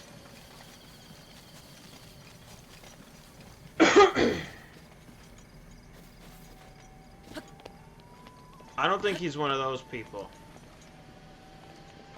He'll have some chili. He's like a kind of old looking dude who'd be like, some chili oil! He pronounces it like that. He's just like, this guy's kind of a nut job. But at the same time, holy shit.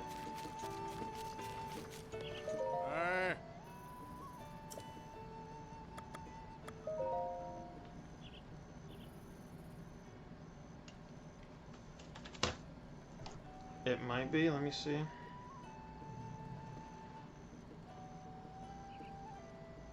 Let me look this guy up real quick.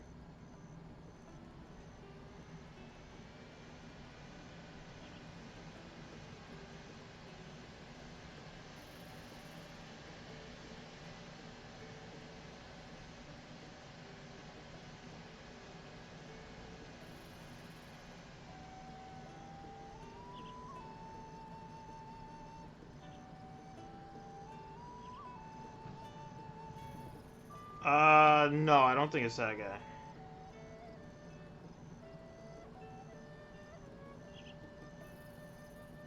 He's like a skinnier looking dude that looks like,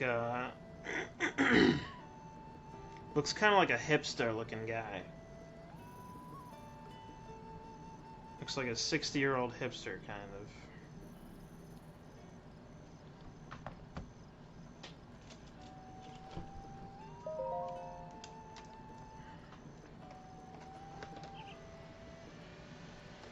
Yeah, I forget. I don't know. I don't know the guy's name. I've just seen a couple of his videos. Pretty wild dude.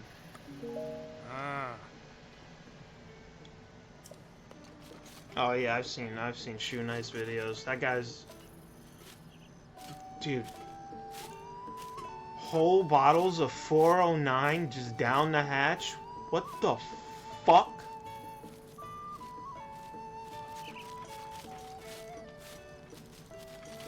He has to have like somebody on standby right next to him. Like he has to have a super professional doctor. Like I don't, dude, what? He probably throws up. He has to throw up right after. Like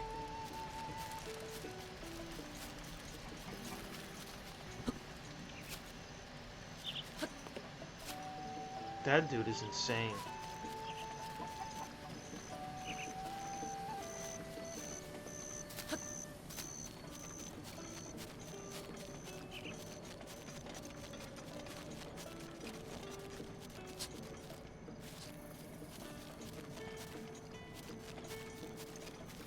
Did he not give me my horse? What the fuck's my horse?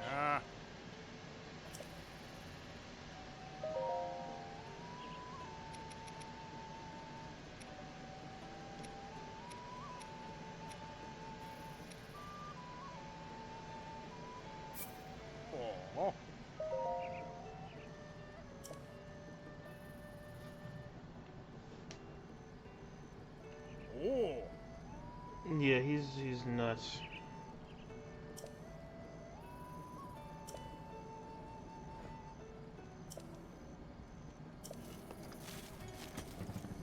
Look how big this fucking horse is, dude.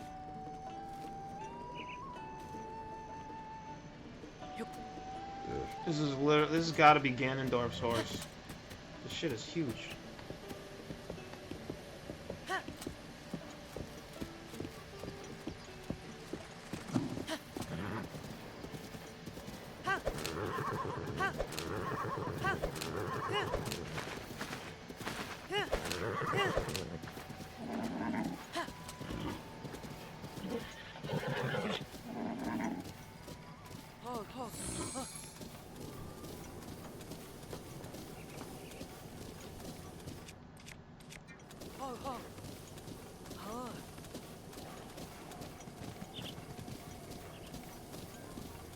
Oh, it's not, but this guy, he's like somehow built an immunity to just like damn near about everything.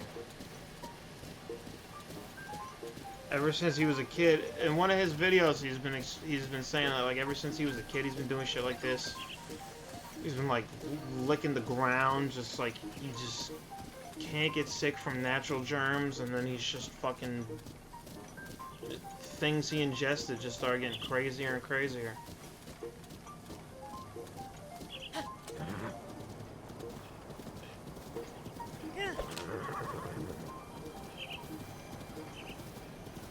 I don't know what that is. He has a YouTube though. Just look up shoe knives on YouTube. You'll find a shit ton of his videos doing crazy stuff. Just drinking the nastiest, craziest things.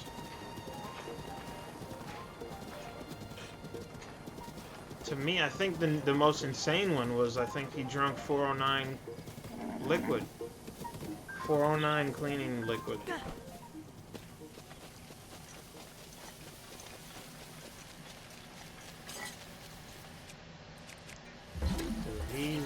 He's taking it way beyond this unnatural food or unusual food.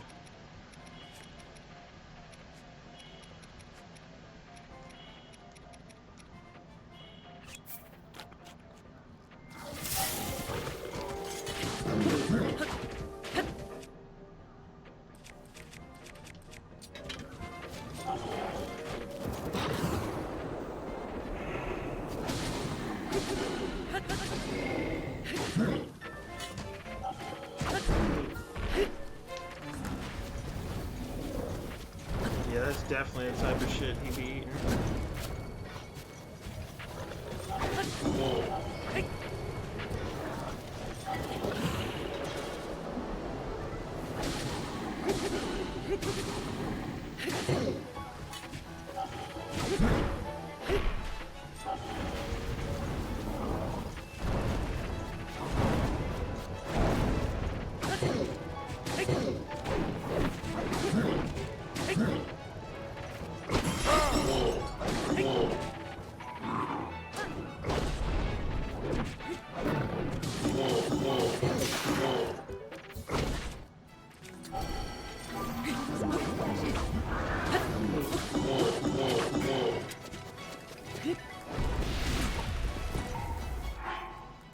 Forgot that move was coming.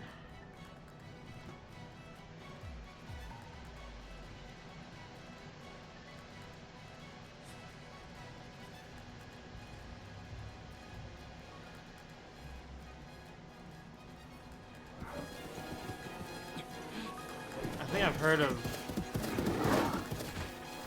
something like that.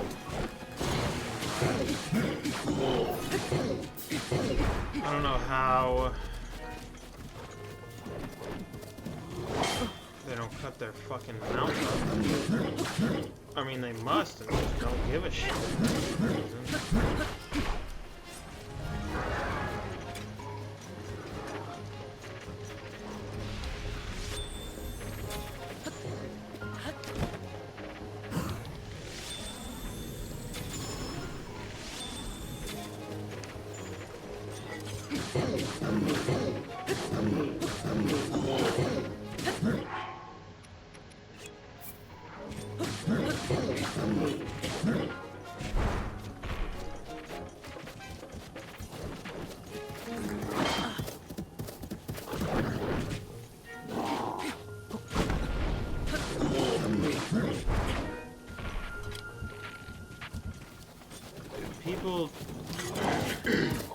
are some crazy people out there. This has nothing to do with eating food, but there was this one nasty woman who, like, just didn't shit in the toilet. She shat in buckets instead and, like, didn't do anything with it. And, like, they needed to get professionals in there to fucking get all the shit out.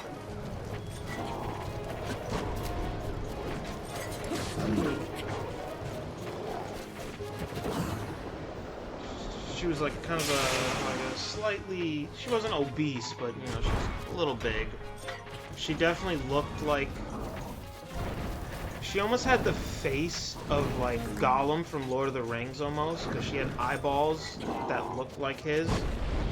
You know, she looked like one of these people that would definitely have fucking shit laying around their house. And the professionals, after they clean their house, like, you gotta stop doing this. Stop shitting in buckets. Start going to the toilet.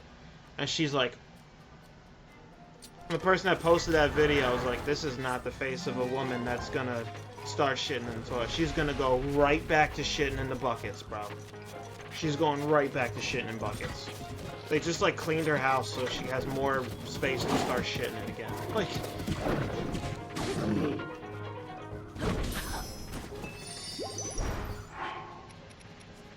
that shit was wild.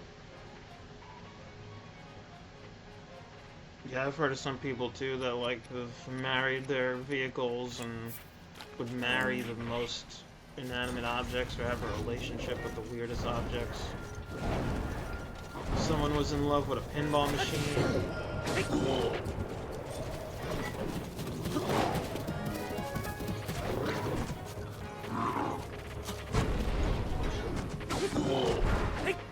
There's one guy that's like obsessed with Pac-Man that much. He'd probably marry Pac-Man if he could.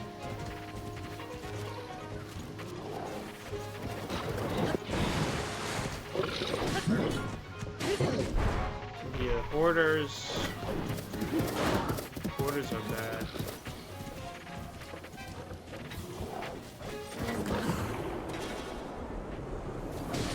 I feel like my parents have a slight hoarding problem. It's not bad, but there's just some things that they're just like, oh, we're not throwing that out. Don't throw that out.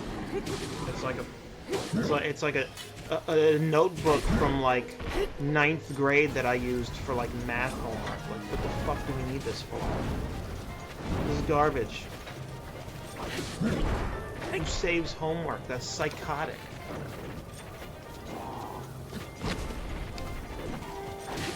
It's not baby photos. Like, I get baby photos, you know, you want to save those. That makes sense. And even saving the like film from the photos so you can still make copies later in the future. That makes plenty of sense. I get that. Saving homework though?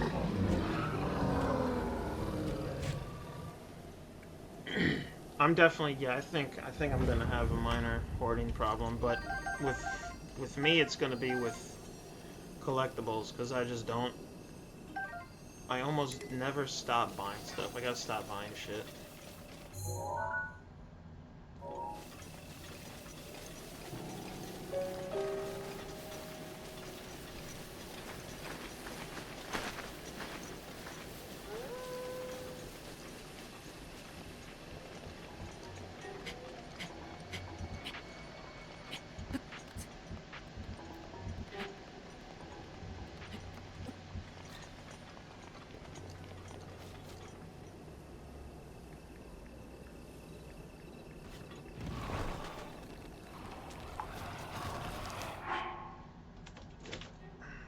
Quick text.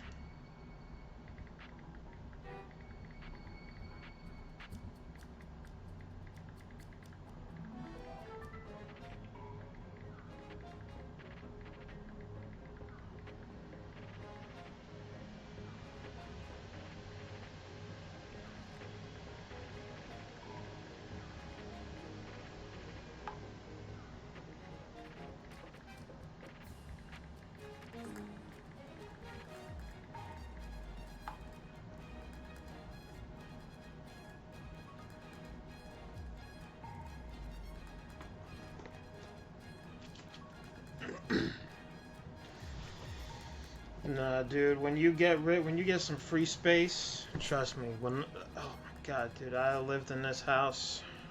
It was getting bad. Like it was getting bad to the point where I had like I was getting in arguments with my parents about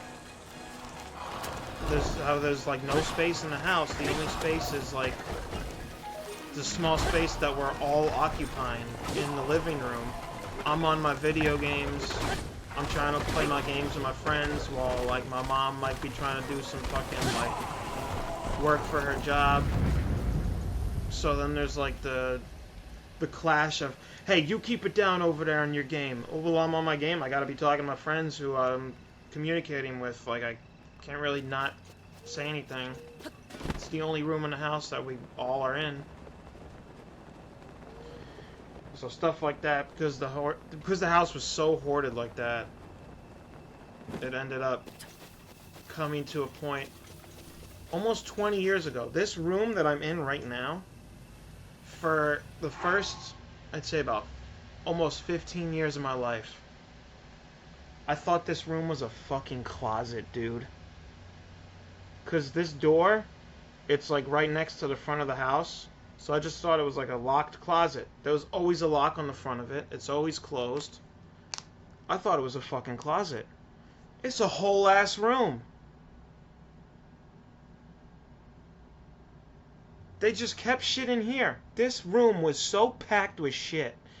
The second you open that door, there was stuff piled all the way to like the halfway height of the door. The only way into the room is if you jump onto the pile of shit. That's how much stuff was in this fucking room, dude.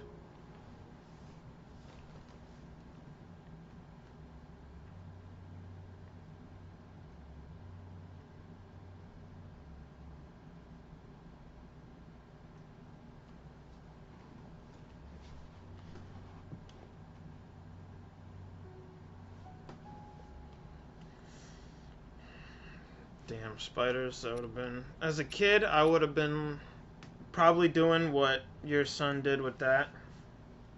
For sure. Because when I was a kid, I loved playing with daddy long-legged spiders. Now every time I see a spider, I'm like, get that shit away from me.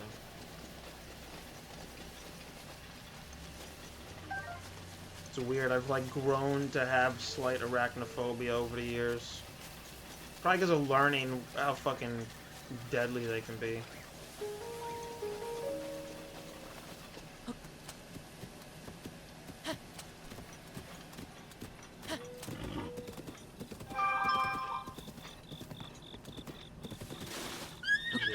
It was like, there was so much arguments to get this room cleaned out, but slowly, surely, it finally happened. It's funny, instead of my mom getting my help for free, she decided to hire somebody and pay this person $40 an hour to clean out this room, to throw shit out. And like, you couldn't just save the money. Oh yeah, I mean, definitely clear of all of the stuff. All that crap is out of here. Some of it's still in the other room, gotta go through and get rid of some more shit, but a lot of it got rid of finally. What the fuck goes in here? A rock?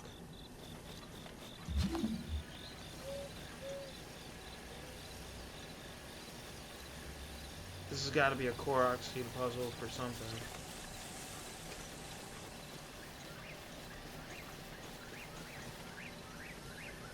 I think I'm more scared of brown recluses. After hearing what they do, dude, a brown recluse is probably the scariest spider in the world.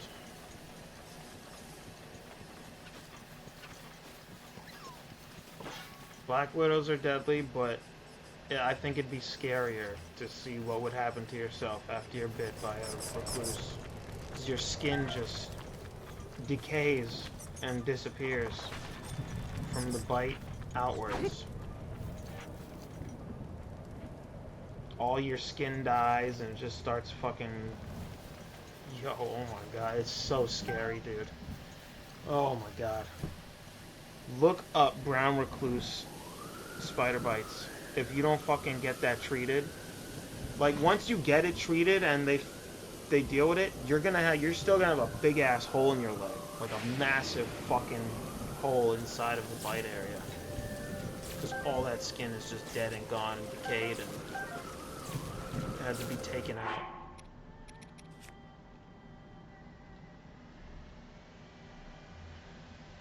Yeah, some insects definitely help keep some of the other unwanted ones away.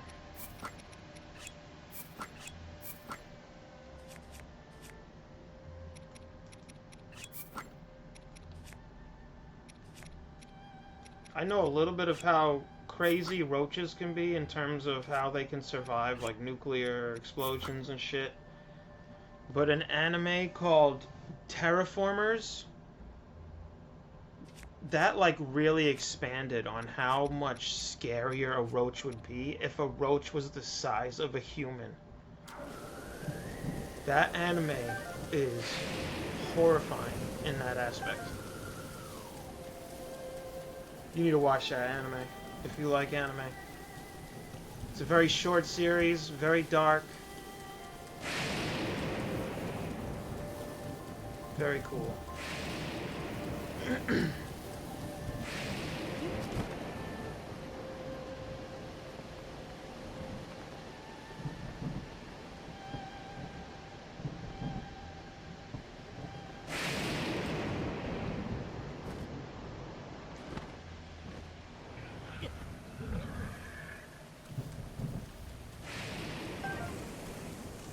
Oh shit, I landed right next to a Hinox. I didn't even know that.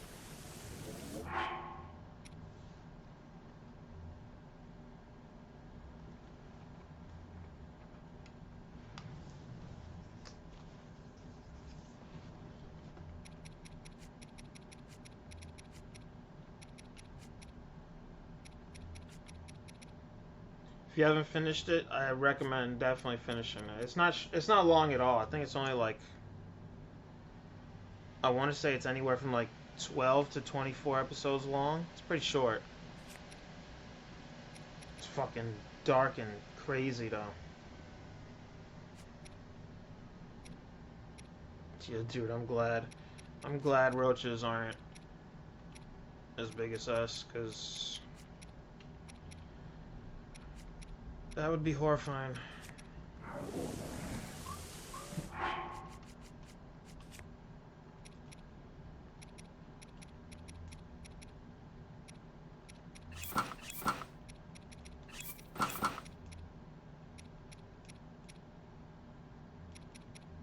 It's not really any barbarian pants.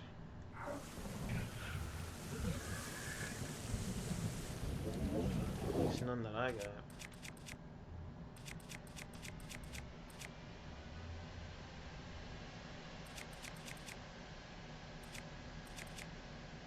I think it's on Crunchyroll if you weren't using Crunchyroll. And if you are using it now, I think it's on there. Sometimes a lot of people don't trust Crunchyroll too, because they had information that leaks from people.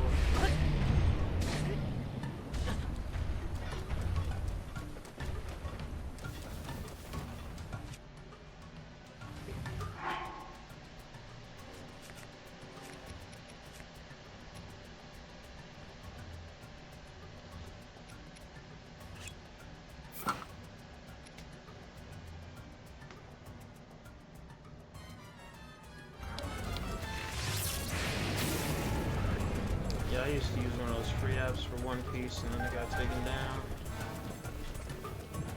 Because that site came down, I stopped watching One Piece so much. I gotta get back on that.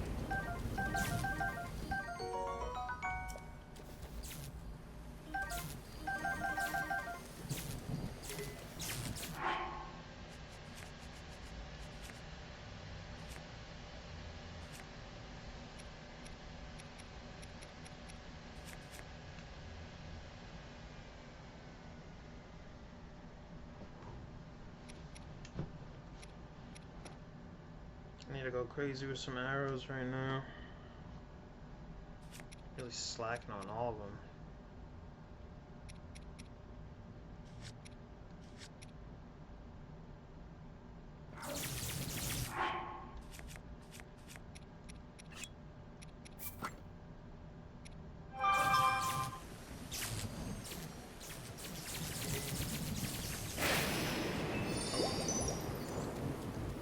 Fuck, really?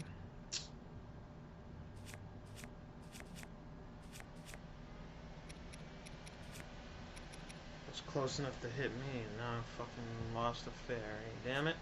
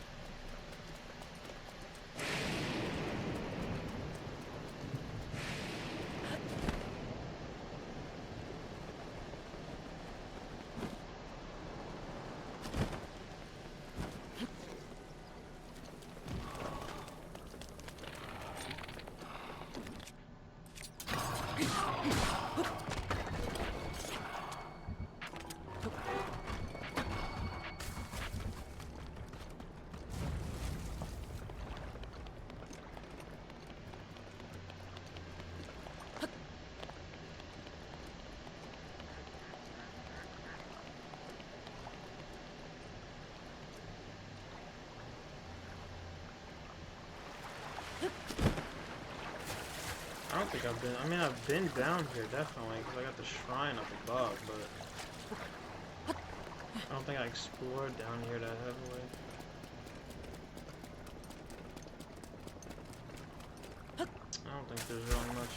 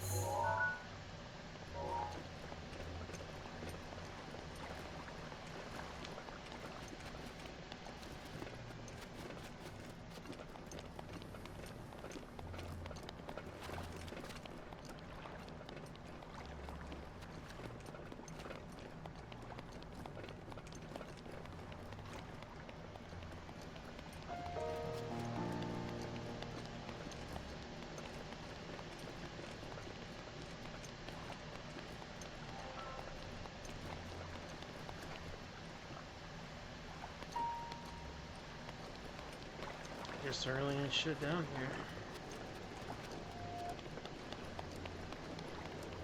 Maybe up on the higher level there's some Korok siding, maybe.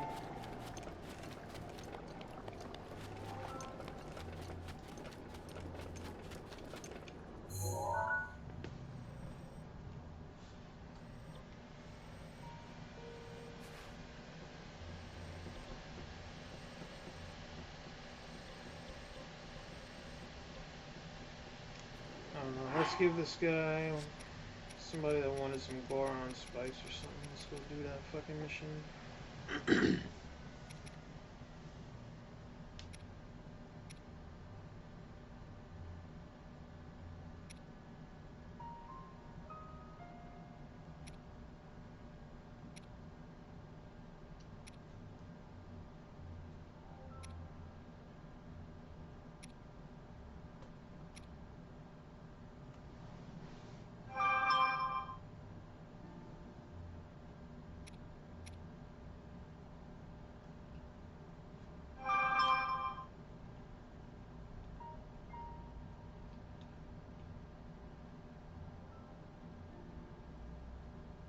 Uh.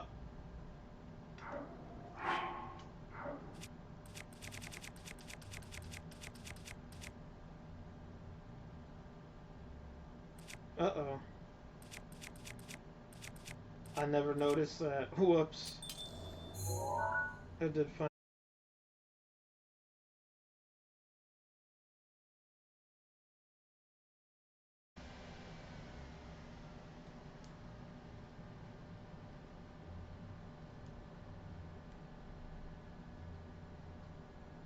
179 seeds. God damn.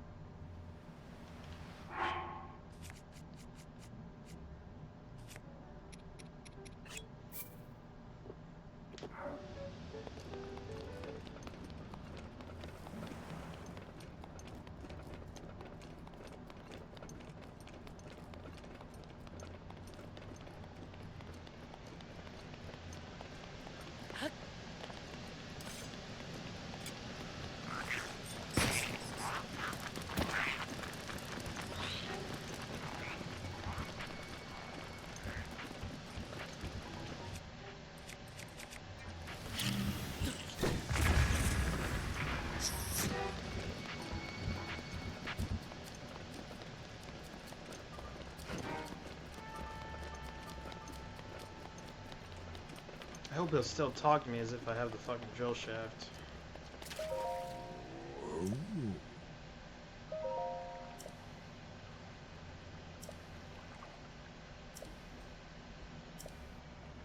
Is this not the guy? Who's the fucking guy? Oh, it's this guy.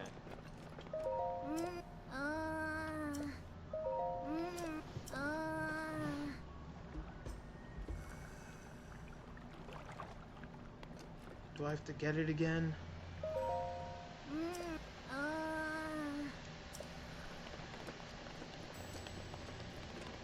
I hope it fucking respawns up in this area.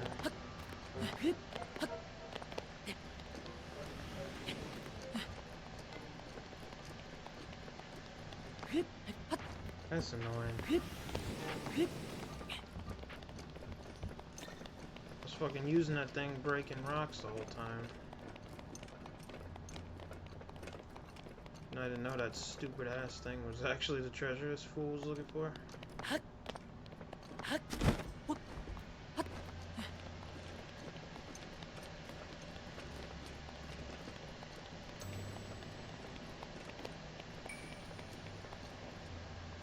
think it was right here.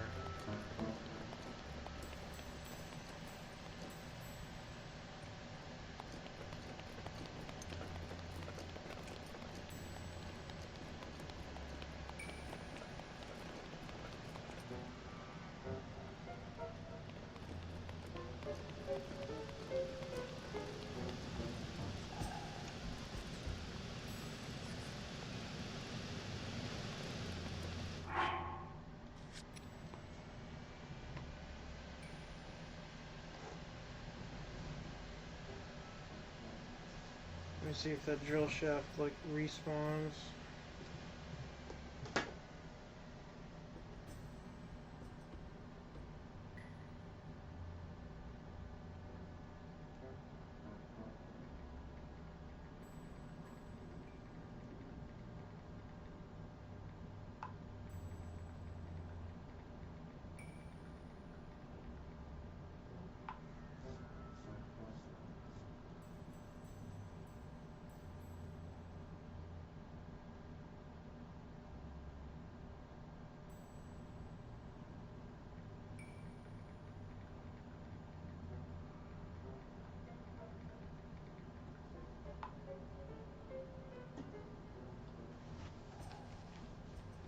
Oh yeah, I was gonna see if this drill shaft can respawn.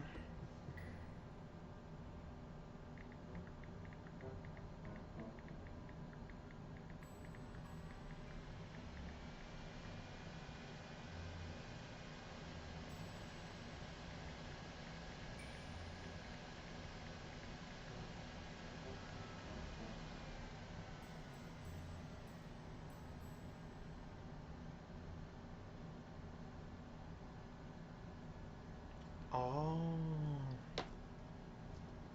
Okay, so the Blood Moon respawns weapons too, not just enemies. Okay. I gotta wait for fucking Blood Moon. Then I could come back here. I guess I'll mark this spot.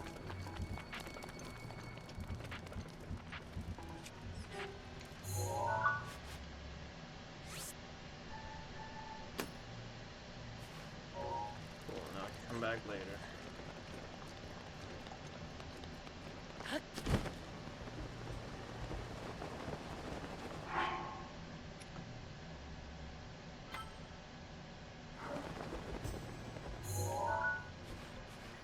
Is that the bird people?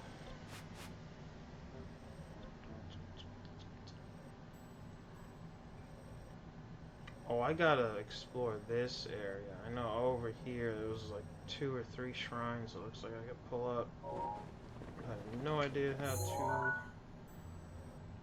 to do it yet, because I think there's some puzzles involved.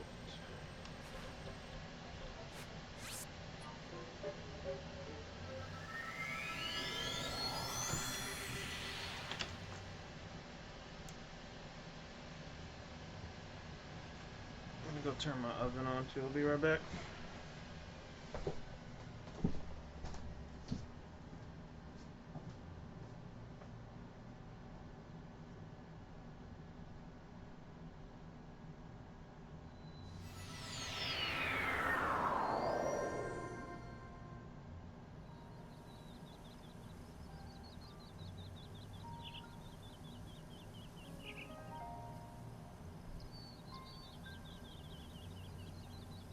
I,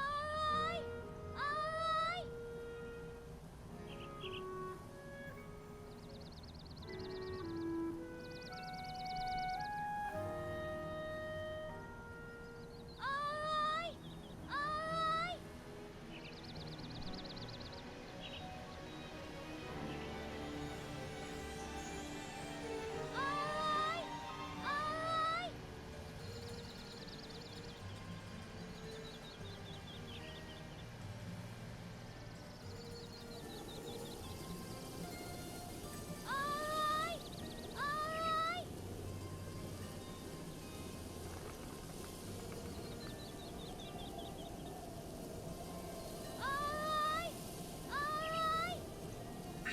Daruk's protection is now ready to roll.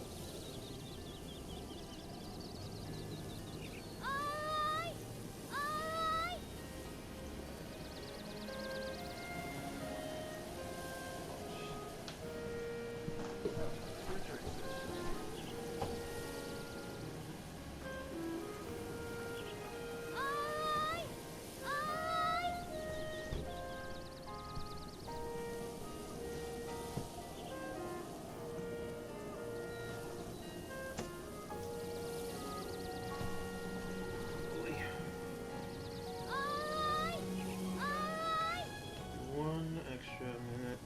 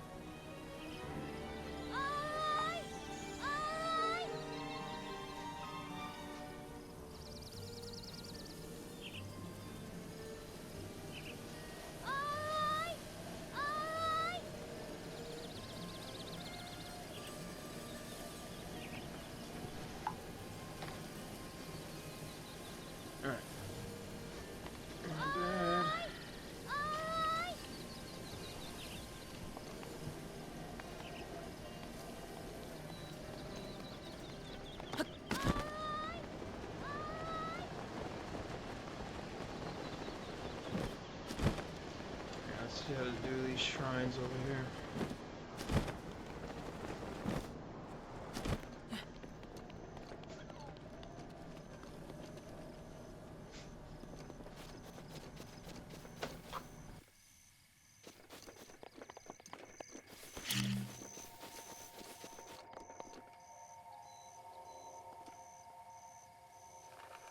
This one I think I already did. I just shoot an arrow into the heart area, I think.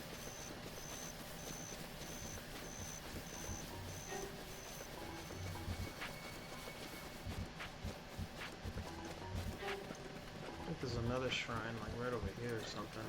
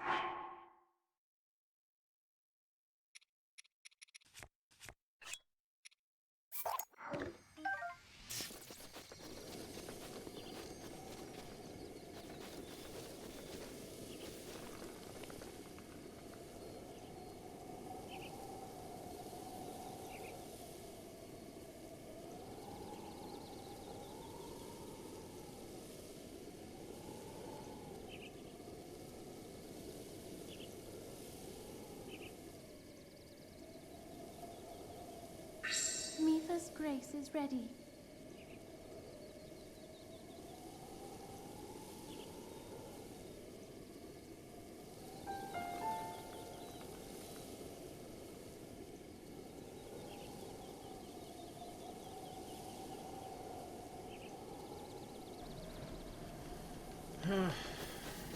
Thought that was a whole shrine over there. I don't know why. From a distance, it looked like a shrine.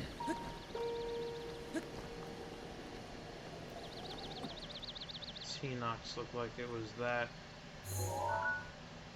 pedestal thing.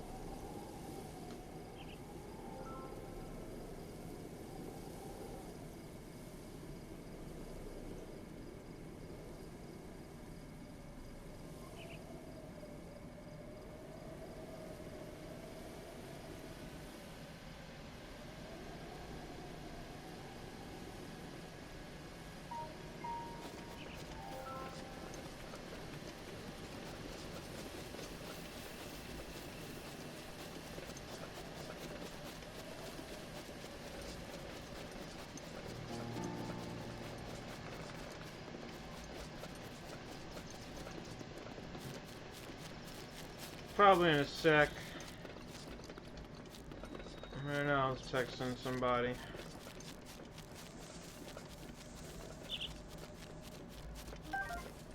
Trying to like get my passport renewed. So I'm talking to this girl about doing that.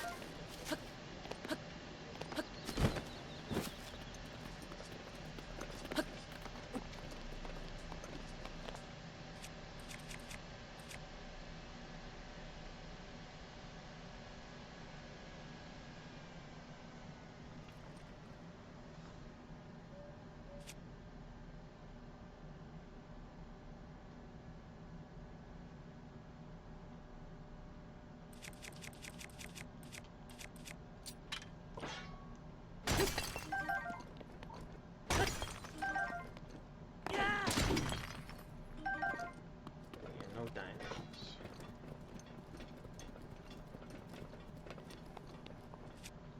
Are these the Leviathan bones?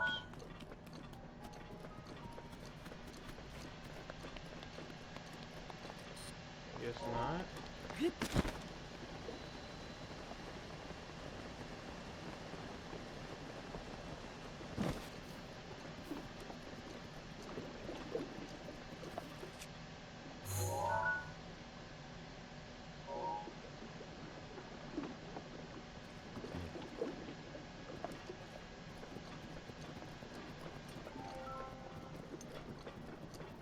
I've definitely done stuff like that too.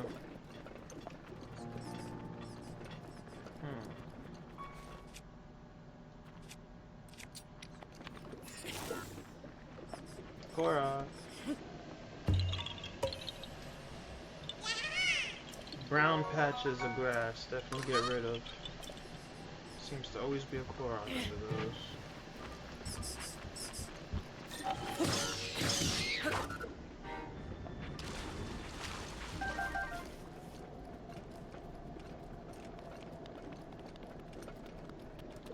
Yo, Alex, I'll say it 100 times over. If you're definitely thinking about getting a Switch, definitely get this game.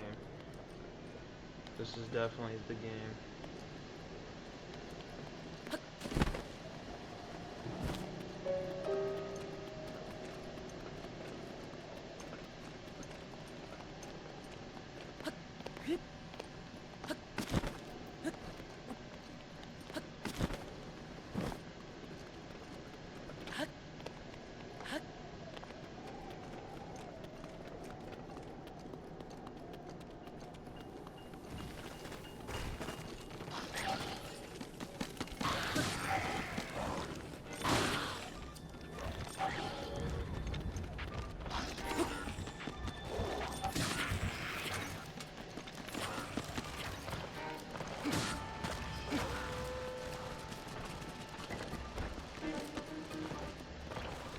no, go down. You're going the right way. There you go.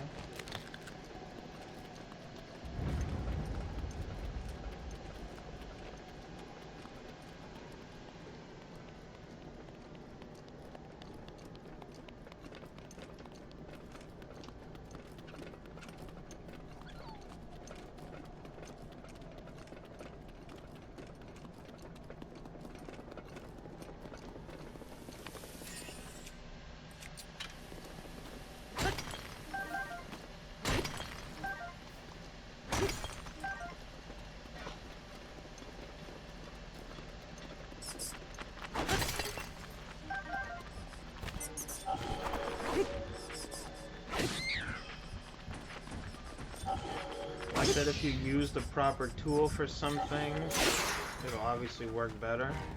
Like that weapon I was just using smashes all these rocks in one hit, whereas like a sword, in 2 hits.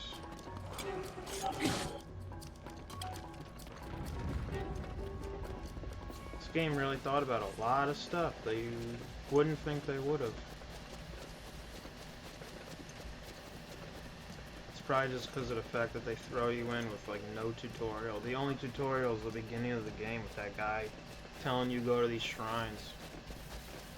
And I'll give you the paraglider and then you're done.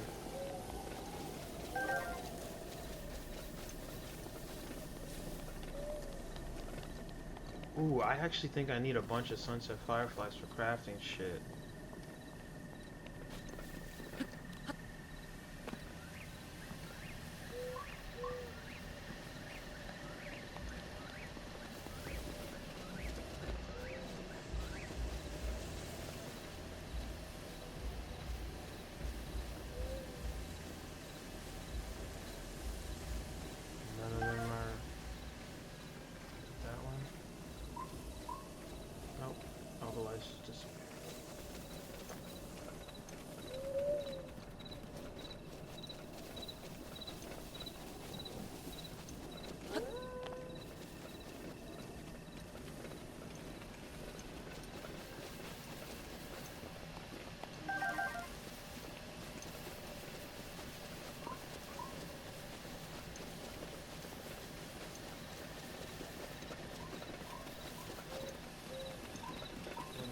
On that mountain up there.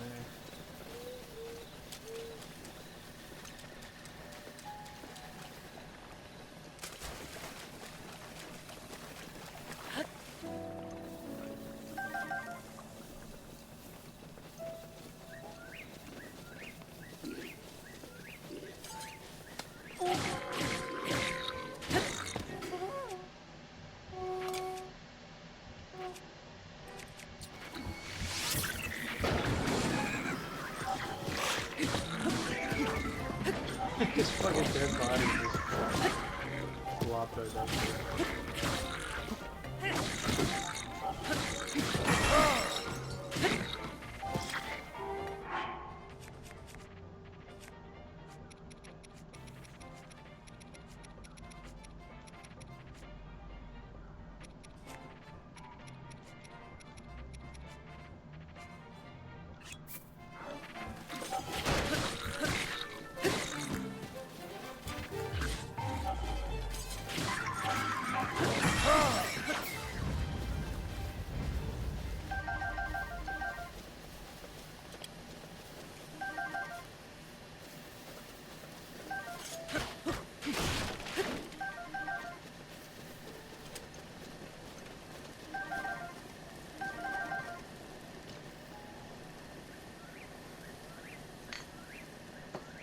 One second.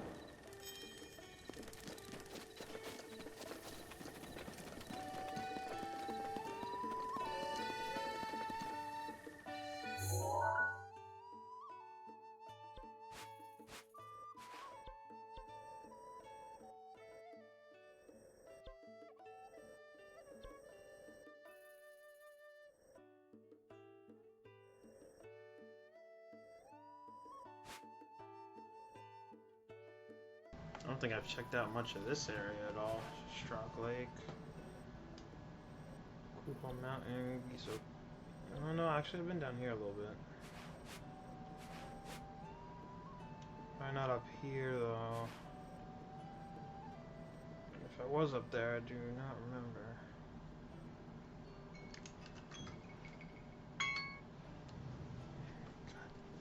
Damn, dude, like how much more thoroughly do I need to be looking to get 900? They have 900.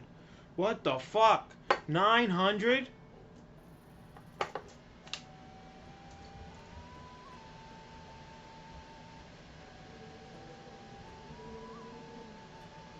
I'm only at like 176 by myself. Like, what the fuck, dude?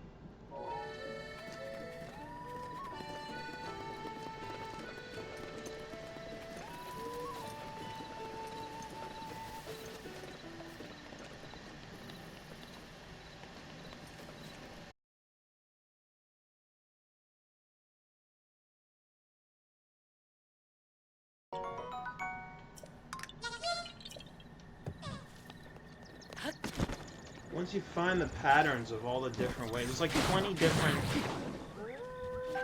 things or ways that they'll be hiding, I think, so far. And there's small rocks like that. Those small rocks will be in fat trees like that, or the very top of random pillars and shit, or top of flagpoles.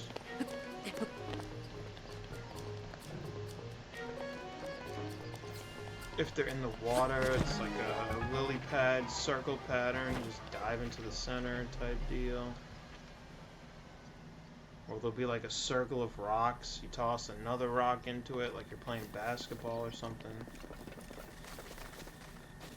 Oh, I think I needed a picture of that white pink bird.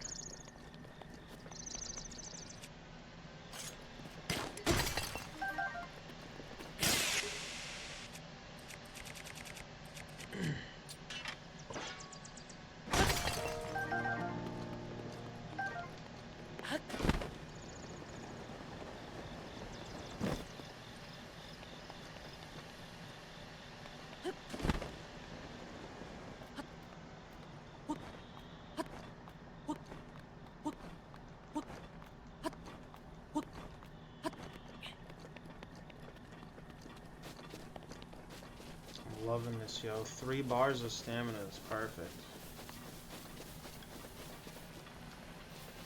I might go for a 4th, but I don't know, I might just keep getting health bars instead.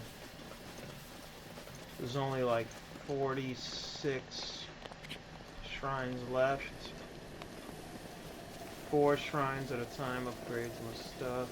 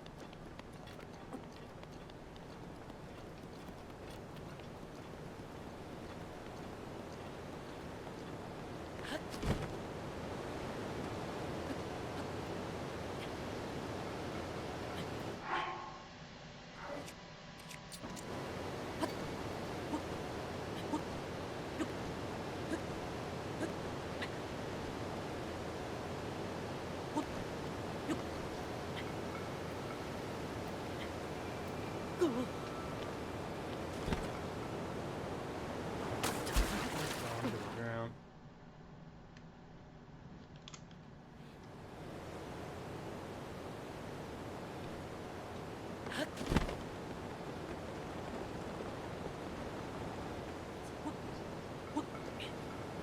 Oh, look at that. Korok seed right down below.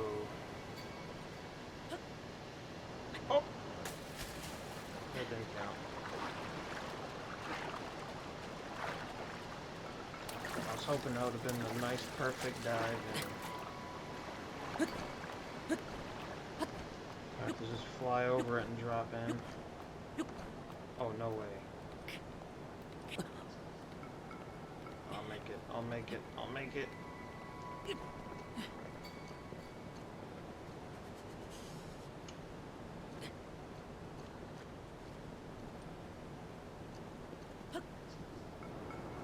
There we go.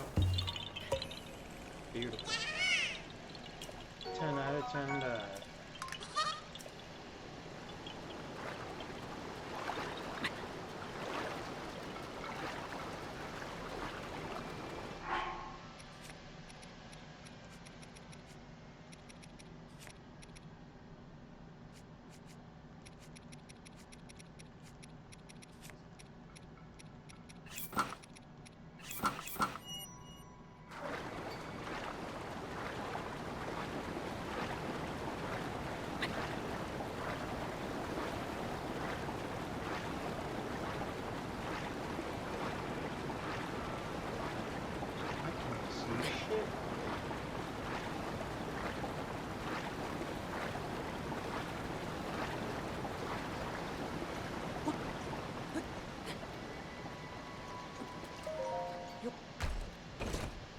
I have a feeling all the games that I have saved up that I didn't play are gonna have me this heavily locked in as I am on this one.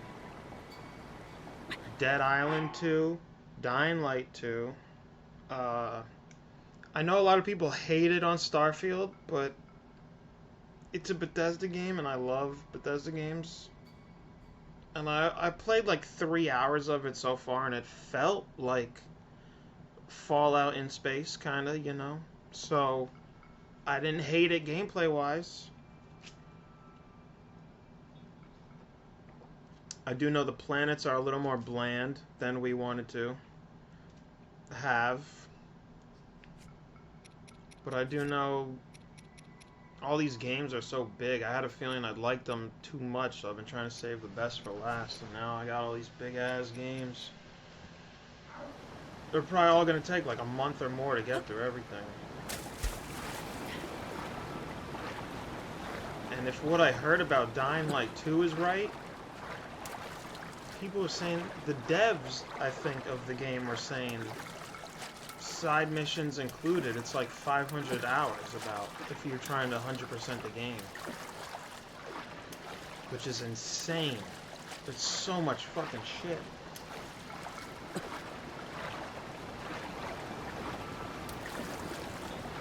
Because they have apparently a bunch of cool little Easter eggs in the game, like Super Mario shoes. Apparently you could get shoes that you could equip, and you could like triple jump or something like that. Cool little Easter eggs that give nods to other video games. I think you could get the Master Sword too in the game, or something like that. I think you could pick up a very famous other video game sword. I think it's the Master Sword.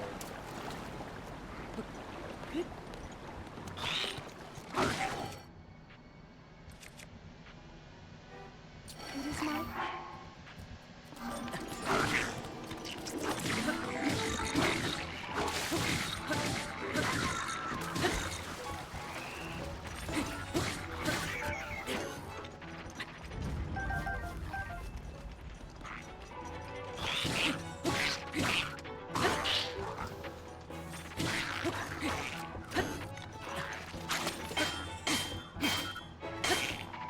Start to play Assassin's Creed Valhalla too. After playing Odyssey though, I was like, I can't play Assassin's Creed for a while. So if I have like 6 new games come out by the time I get on the next one. And I think technically they've already released like 3 of them. They've released Valhalla, Shadows, and Mirage, technically. Since I kind of stopped playing AC for a little bit.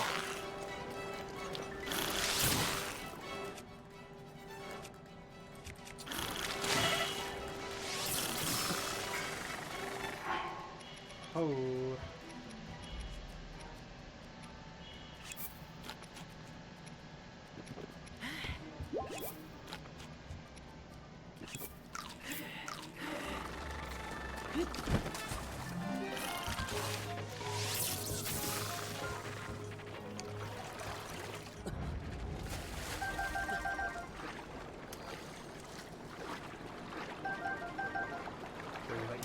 It was like 210, 220 hours, I think, when I was fully done with AC Odyssey.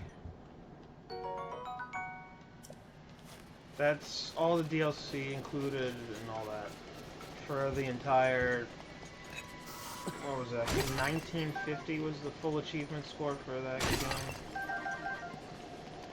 game. Just under 2,000.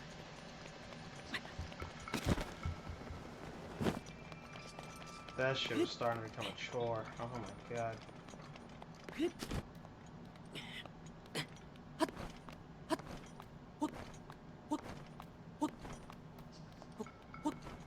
It was fun enough to keep playing it, you know, but it's just got to be a lot.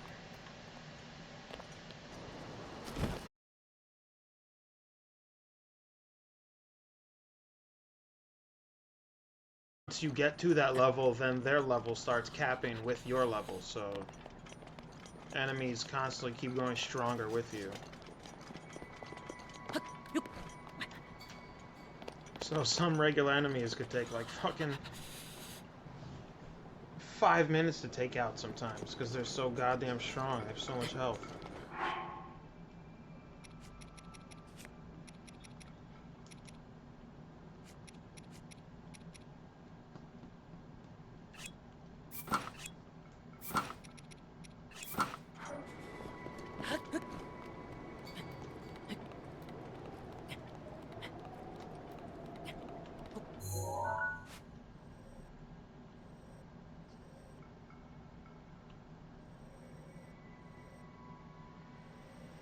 There's gotta be some stuff up here.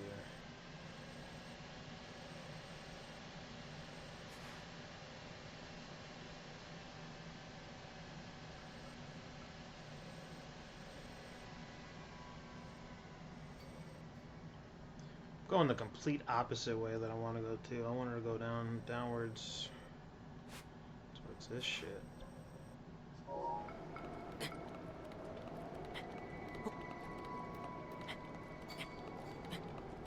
The way you can just get so easily distracted in this game.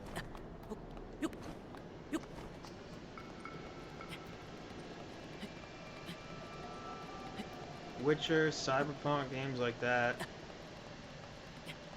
had power over easily distracting me. Can I stand? Shit.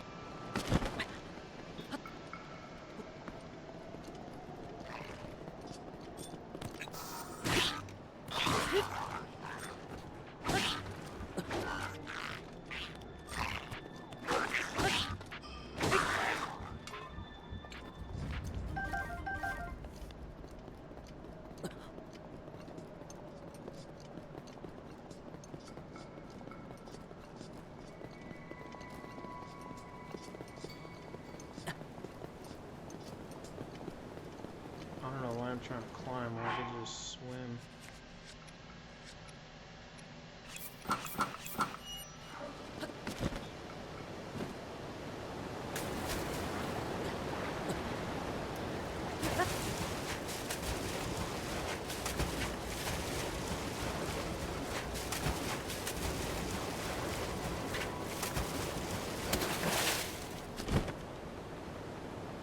Yeah, that... In some ways, starting over is good. In some ways, it could be annoying. If it's like a fucking long-ass game, then I could definitely see how that would be a pain in the ass. But if you're like me and you like achievement hunting, then you know that's something to look forward to. You can restart a new platinum, in a sense, because they have two separate lists. They got the P4 platinum, P5 platinum. You know. So I'll look at it positively like that.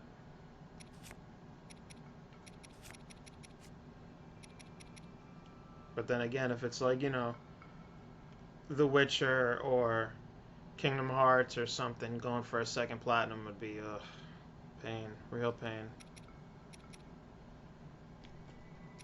What's the shirt I'm looking for? Here it is.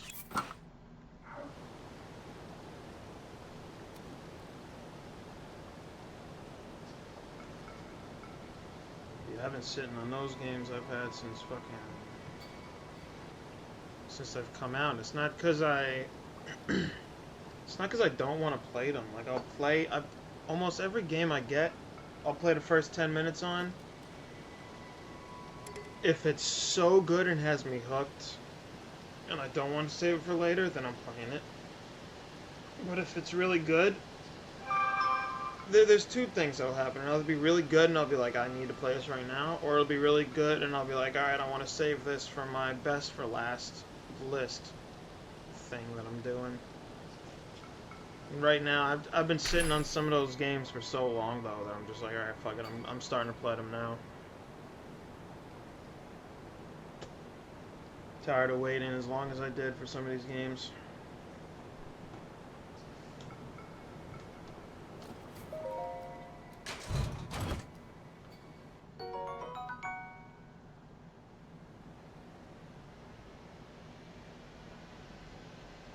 What?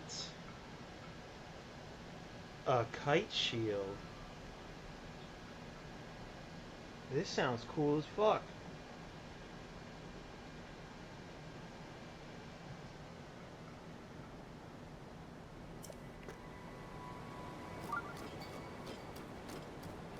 Does Dead Island 2 have like more jump scares than the first one did?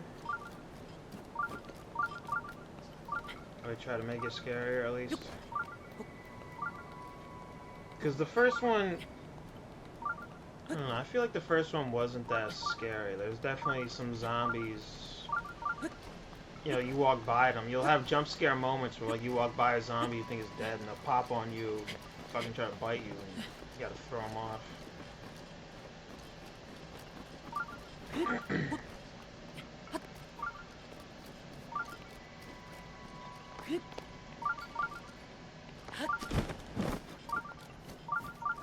Might be a Korok up there.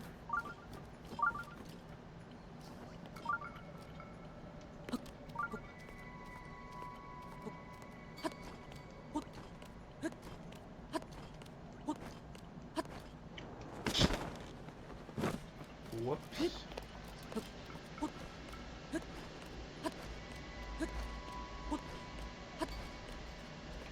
Nope, I didn't wait.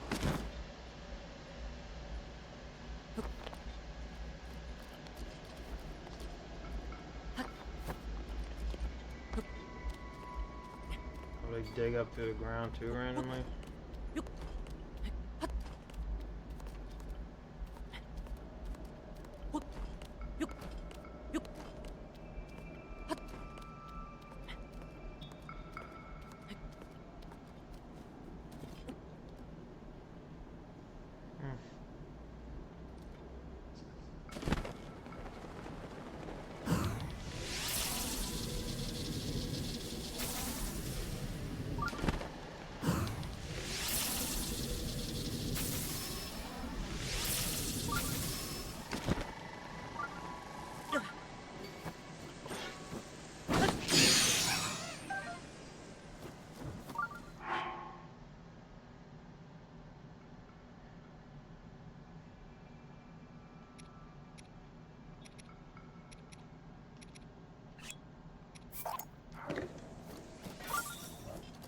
Yeah, it's definitely another game I'm looking forward to playing.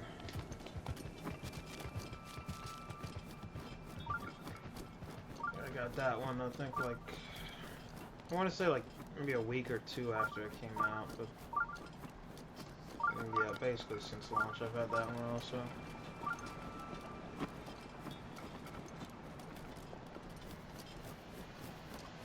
I get most games, I try to get most games at launch. So that's when they're new. If you wait too long for the game to drop in price, a lot of the time you're not going to get a brand new, like, factory sealed copy. You also might not get a day one edition bonus if you don't buy the new one.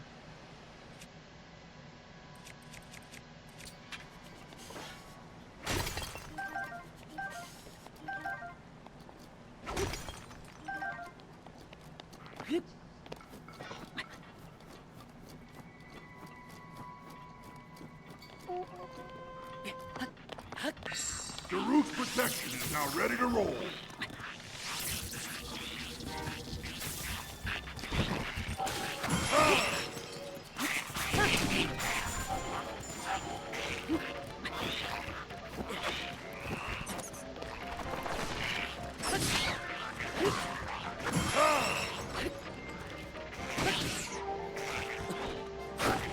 There's some games, you know, some games I'll...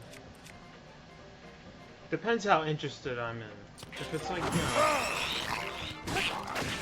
a game like The Witcher, technically, that I didn't buy at launch. I didn't know if I would like that game or not. My friend ended up getting me that game and ended up being like my favorite ever, so... There's exceptions like that.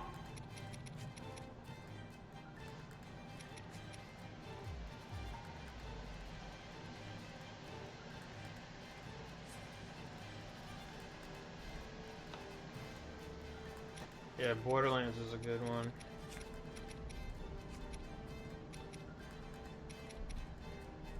Not a lot of people talk about the original one. I like the original one. 2 is really good, but if I'm to say there's one I played the most of, I think it would definitely be the first one. I've probably played that one like 3 times now.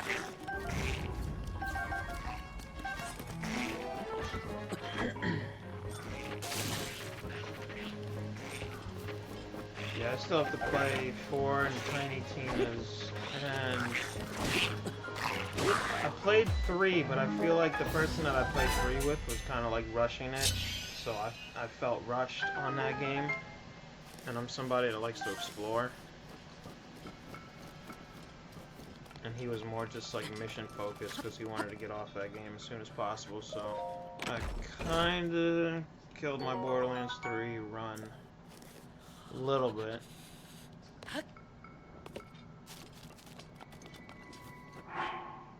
I don't know how you feel, Alex, about those games, but you should probably check those out too. Could be another game added to the list of games to play. Go achievement hunting on.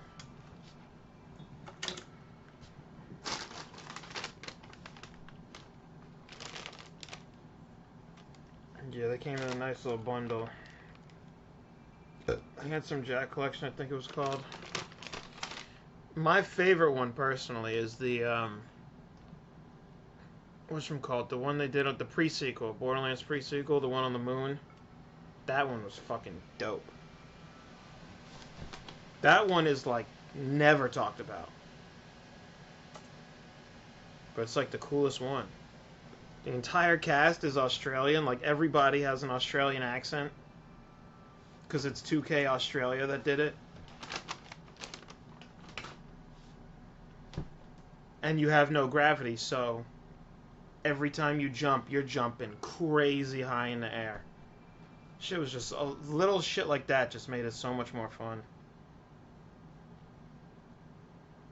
I haven't. That's also the funny thing is it's my favorite. And I think it's my also least played still.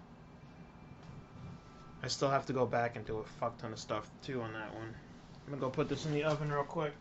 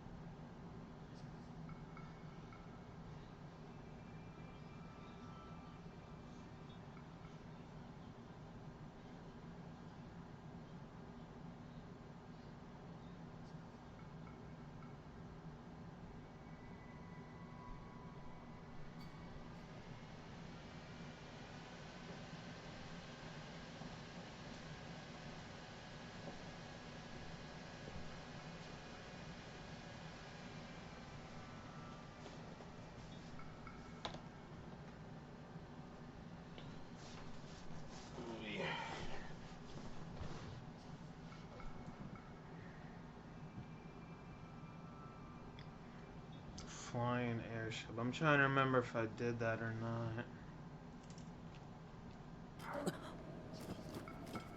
It's been a couple.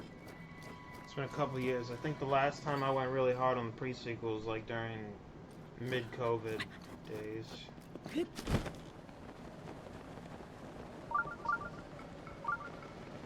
Or maybe near the end of COVID, maybe like 2022, 2023.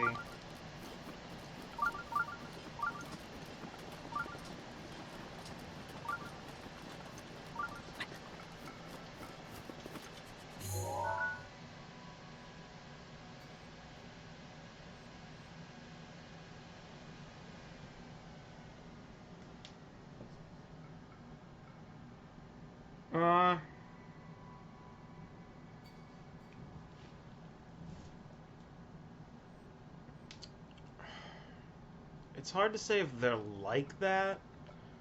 The first Borderlands is really bare bones. You just shoot everything. Whereas the second one, the guns start having more abilities, like electric powers, fire powers. I think that's actually... No, yeah, I think they have that in 1 also. I think the guns have that in 1, but they get more crazy in 2. They're like open sandbox areas. Every area is a big area. But there'll be like a door you walk to, you press A, you load into the next big open area. So they're sandbox open areas with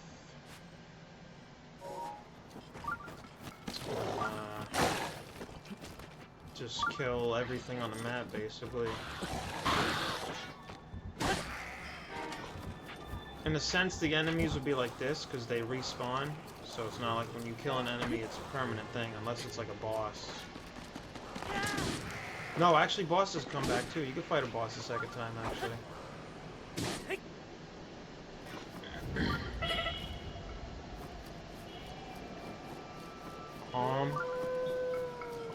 They're fun games. They're a lot more fun than you might expect them to be.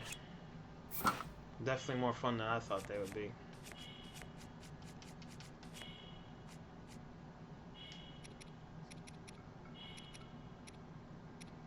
I'd say they're more unique, though, than other shooters in the sense that the art style is, like, cel-shaded, cartoony stuff.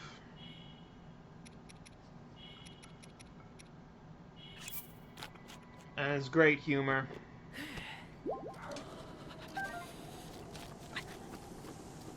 A lot of good, stupid shit to laugh at.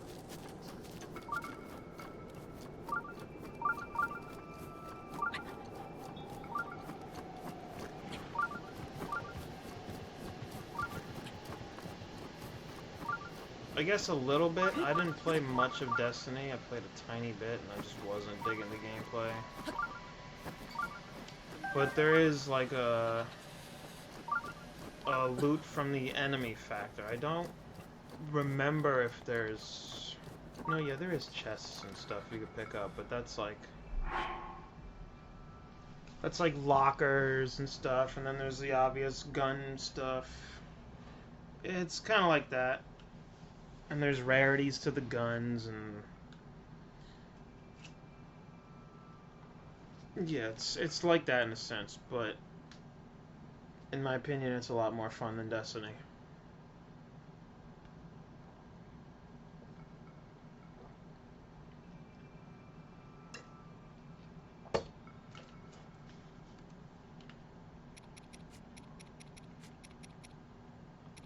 They're definitely hard games to get all the achievements on. That, I will definitely say that. So, going very hard on that game will be a bitch and a half. I think I'm almost done with Borderlands 360, but I don't think there's any way I'm getting the last, like, 4 achievements in that game. I don't even know what I'm doing. I'm just fucking around.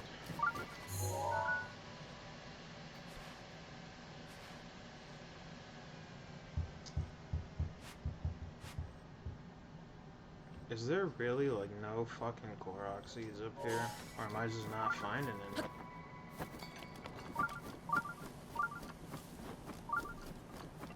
Huh. That's a first.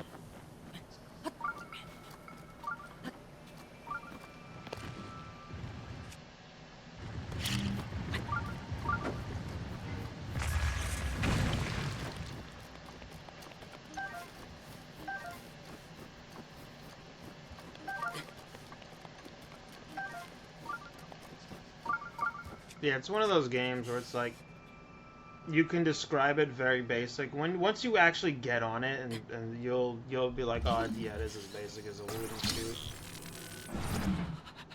I'm trying to give it like more oomph to the game though.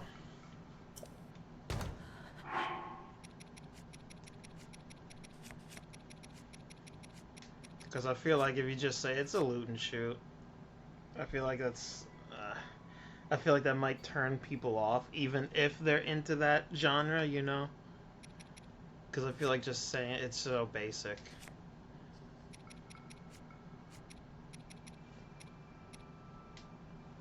But in the end, it kind of really is a pretty basic formula. It's just a silly fun game, you know? If you like shooting stuff, and if you like really silly, goofy shit, then that's a great game to play. And it's a cool story. And then the Telltale games, they even have their own game that links directly into the actual Borderlands games. So if you play, you have to play Borderlands 1, 2, I believe you, after 2 you have to play the Telltale game, and then the pre-sequel, and then 3, I believe. Or you could start with the pre-sequel, kind of, and then go into 1, 2, the Telltale game, 3, and then play 4.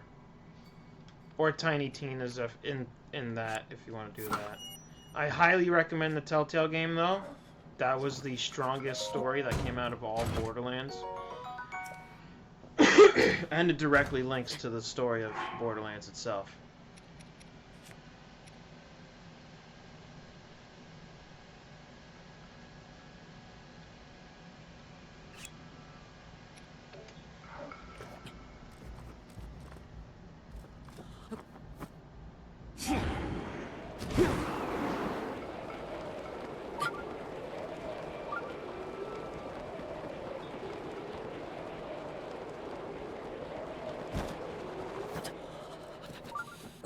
I just stayed going up.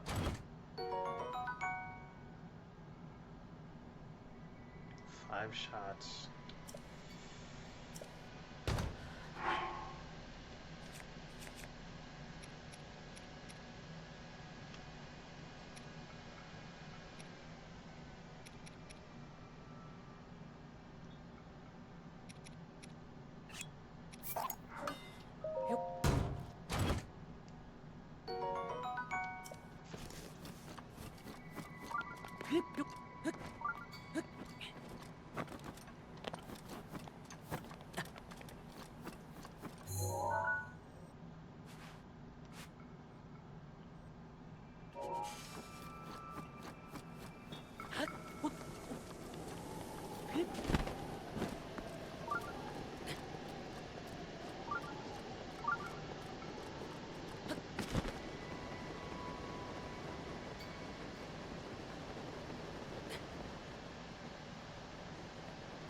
There's a core on top of this fucking tree.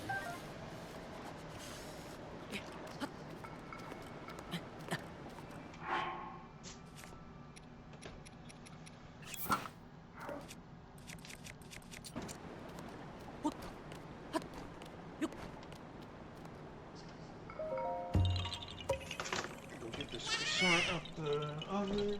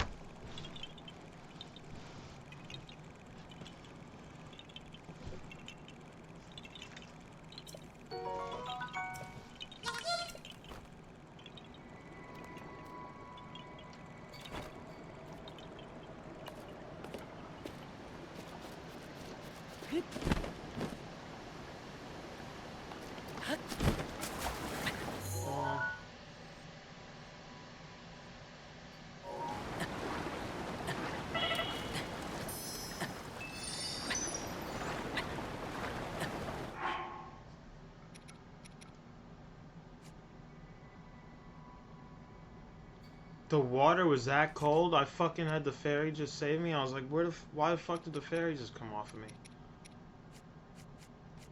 Whoa.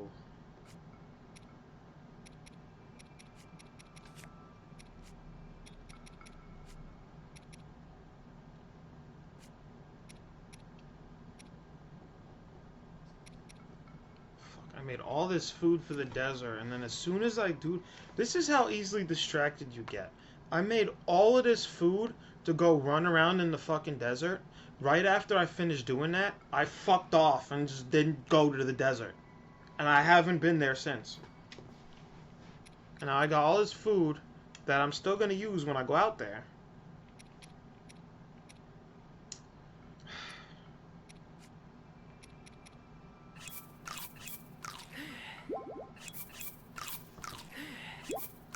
So, yeah, this game, you get so easily distracted.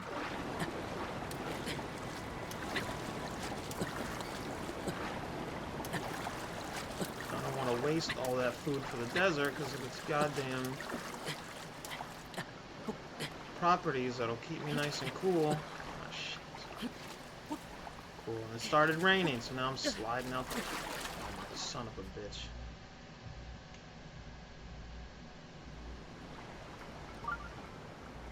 What a complete waste that was. Motherfucker.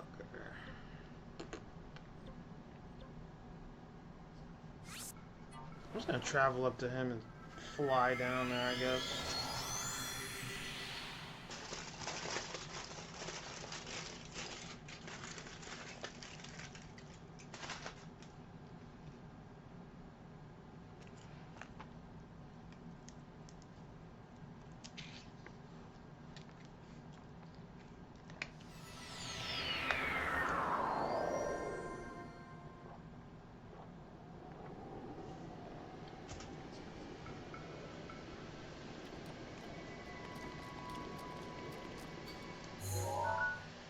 Can I see that area from here? I think that's it right there.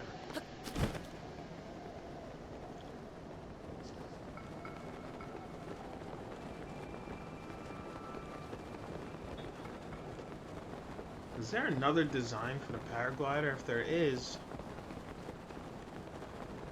why do I not have it yet?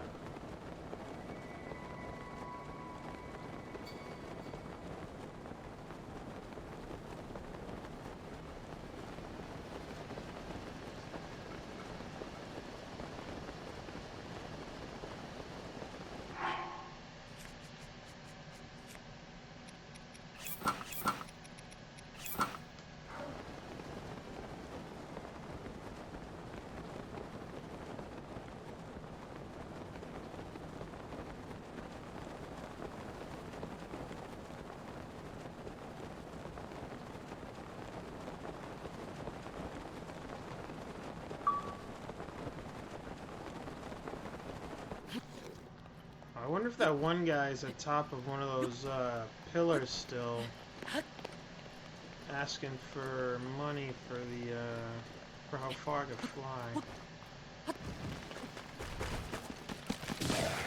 Giving rewards for how far I could fly.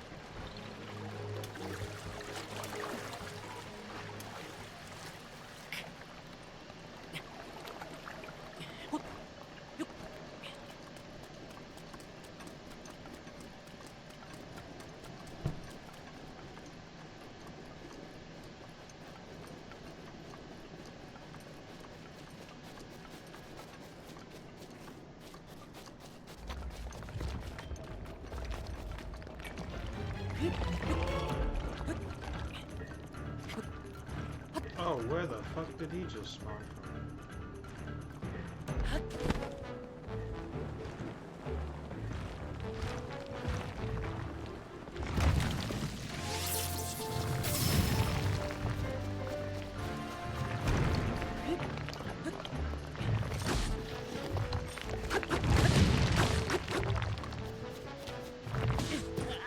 Oh! Cool.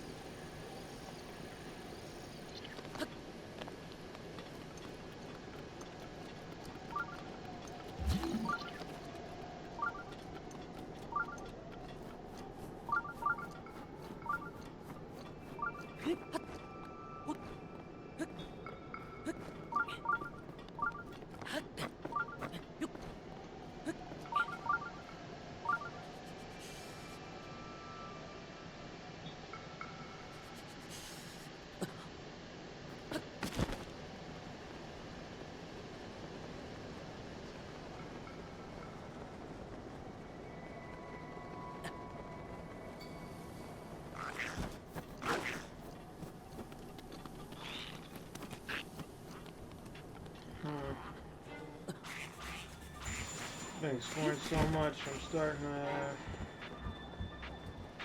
feel the need to do a mission or two now.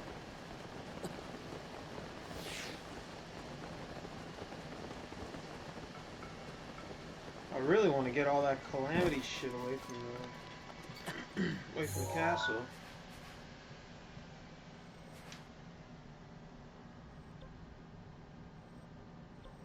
I feel like I'm still missing like 10 shrines up in the top of this map.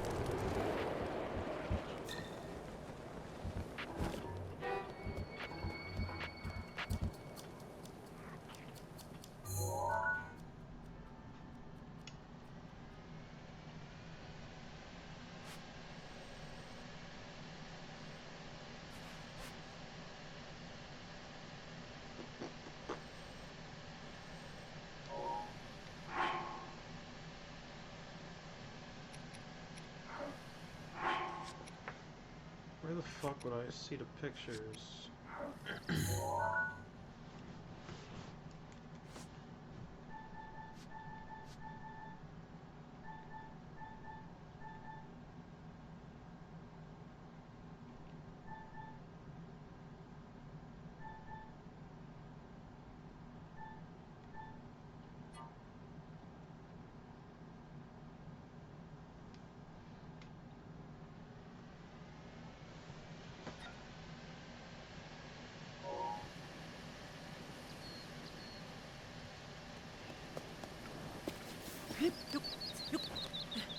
Maybe I'm on the wrong side. Maybe it's over there.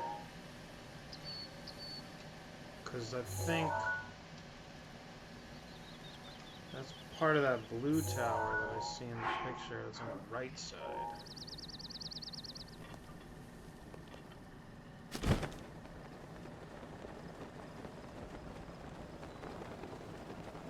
Probably the wrong angle for it then.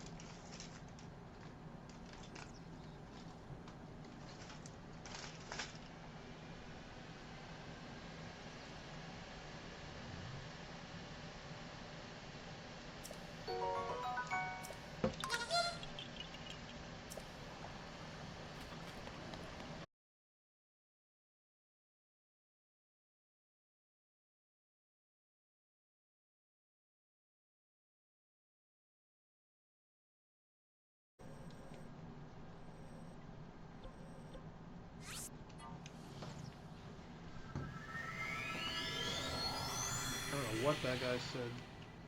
Side he was on from the castle with that picture. I know that the Conga guy, or whatever the fuck his name is, told me about it.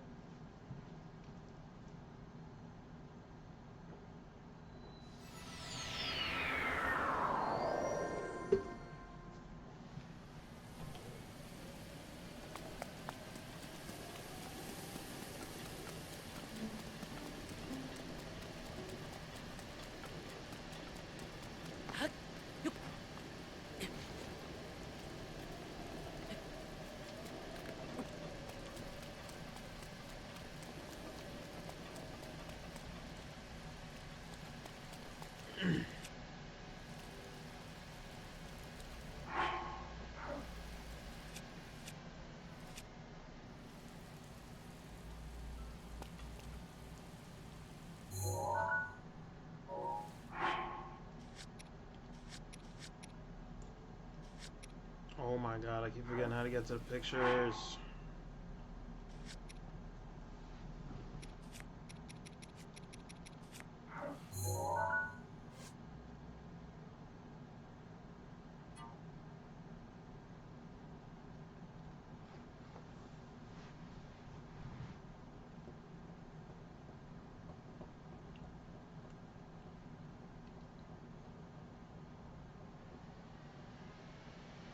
Oh wait, did I maybe get this one?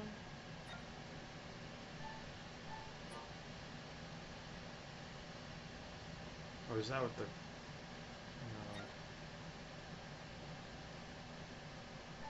I think if I found it, it would have the video icon on it.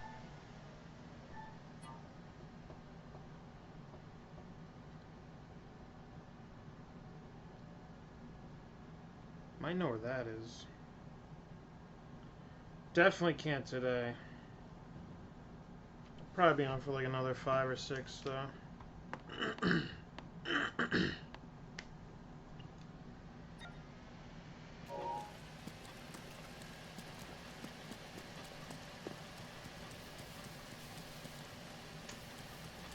Probably someday soon I'll be on a game for that long again.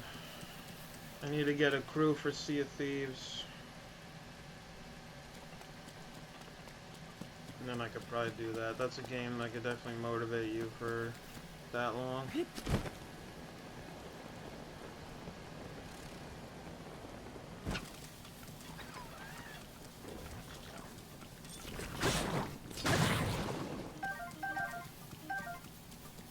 Fun thing about that game too is like if you switch out crewmates, you can do like several adventures with different people in a day too. Depending on how long some people might be on, they could join your crew. You can go on some adventures, get a bunch of loot, sell it. Then they hop off, you can find a new crew. You can join your boat and you can do some new shit.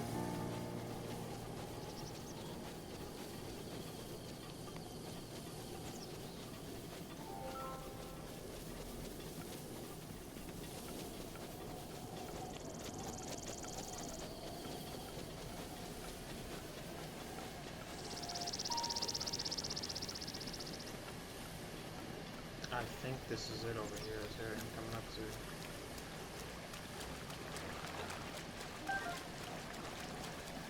That tree is starting to kind of look like.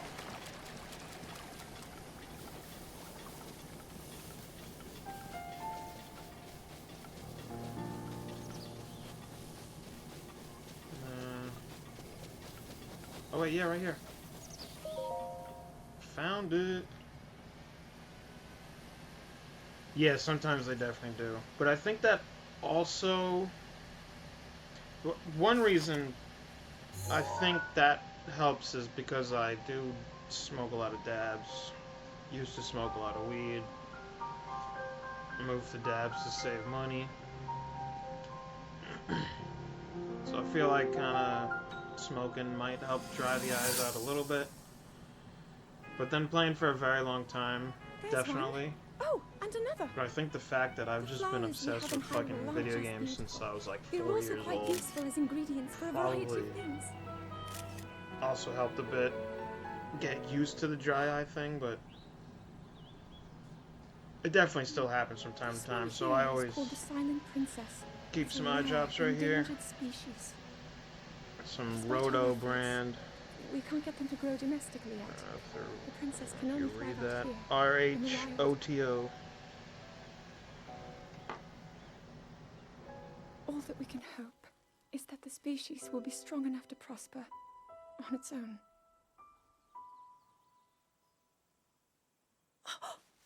Is that what I think it is?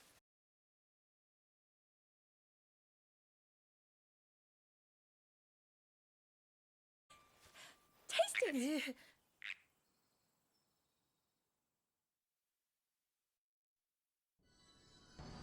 Oh, I know, but some eye drops, they're kind of trash, you know? Like your regular, like, CVS brand eye drops kind of suck. You'll put those in to maybe help with dry eye, but they feel awkward or something, you know?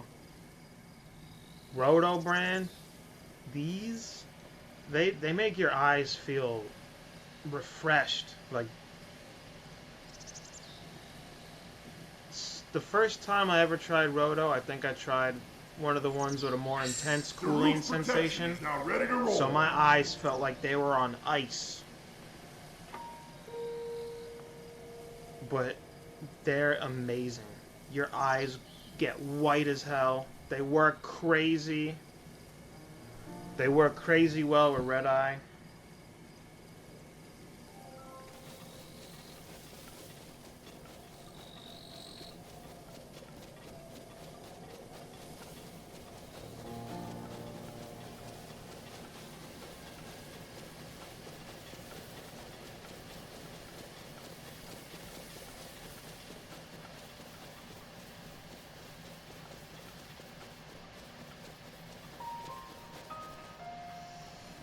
want to go to that castle, but...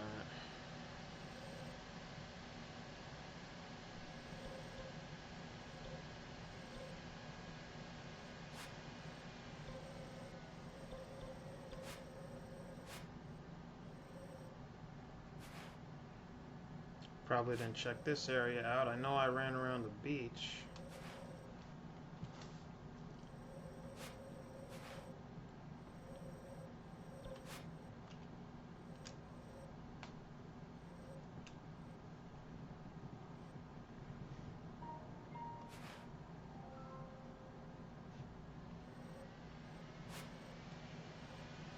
Yeah, that's kind of what I used to use them for, mainly back then.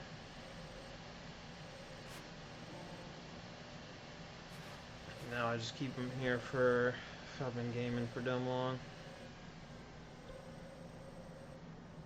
And the tiredness with the dry eye factor kind of helps.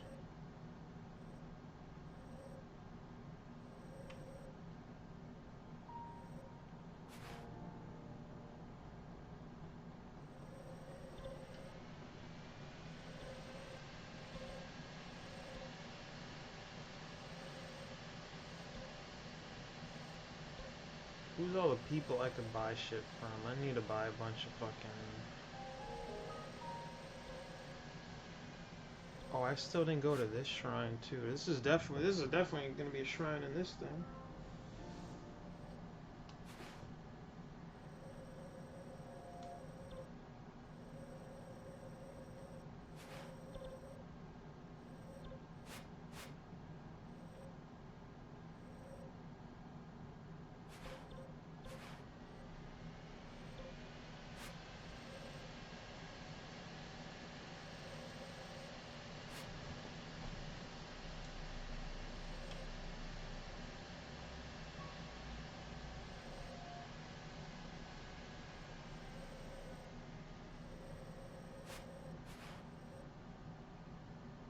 I hate when my eyes get itchy. Oh, they're like impossible to get the itch out of. It's so annoying.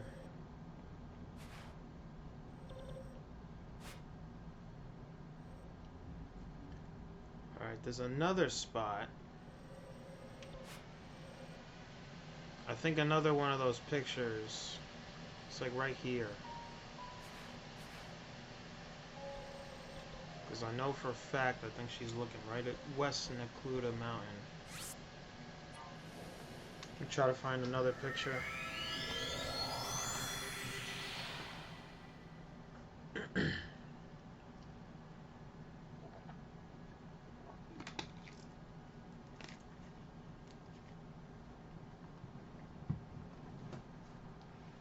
I was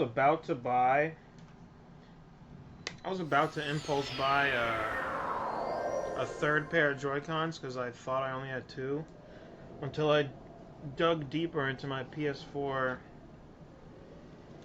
controller thing and I found my third pair of Joy-Cons. Completely forgot I had three pairs.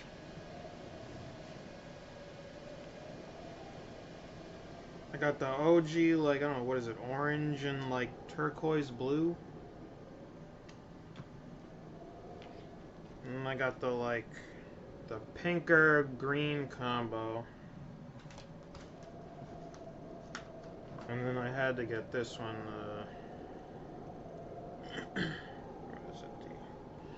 And the Skyward Sword Zelda Edition Joy-Cons. These ones are awesome.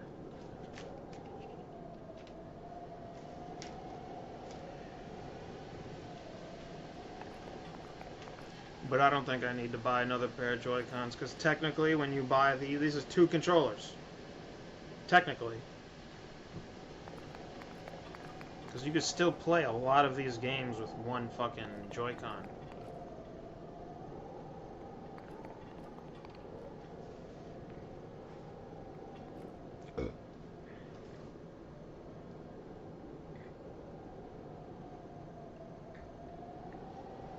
Yeah, I'll do that sometimes with like household items. I feel like that happens with a lot of people though. Me, my collector brain kicks in though, and I think there's like several reasons why I have so much Joy-Cons. One is because when you buy a pair, you're technically buying 2 for 1. So if you have a bunch of friends over, if you have 2 pairs of Joy-Cons, you could still have 4 people play Smash on those 2 pairs. So I was thinking for reasons like that for why I bought a bunch of Joy-Cons.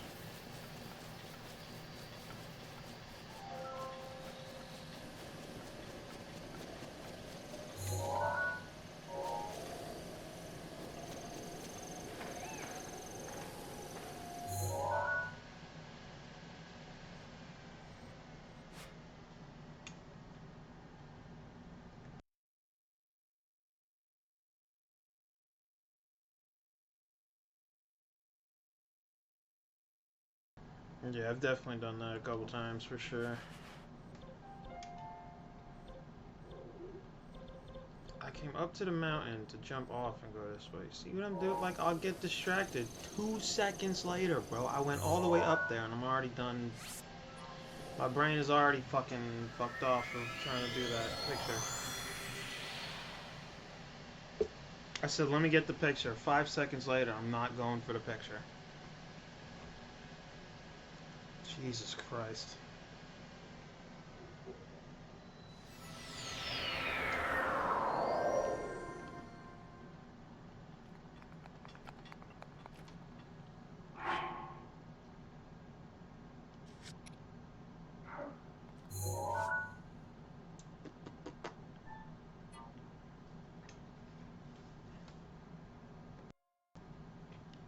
Yeah, that's gotta be...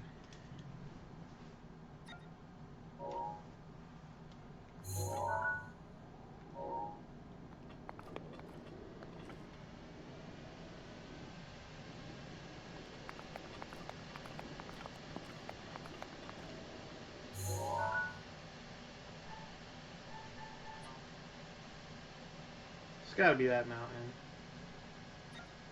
So basically... it's like straight that way.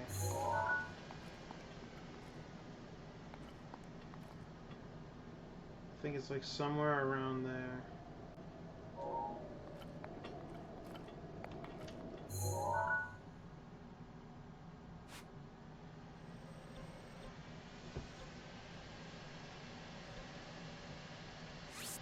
I'll go here, jump off. Maybe I could land on the spot. The crazy thing is too, when you run around this game enough, you'll start being like, oh, I could find that. I didn't think I'll be able to naturally find any of these spots. I don't even need to look up a video.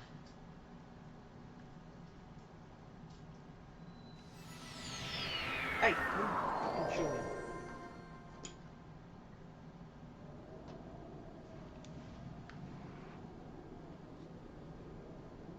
What is that piece of tape? Where the fuck did you get that from?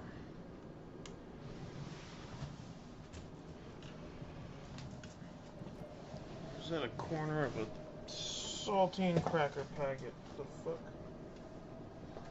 These cats, I swear to God, they'll dig in the tiny little trash can I got right here. They'll pull something out and just start fucking chewing on. Why are you biting on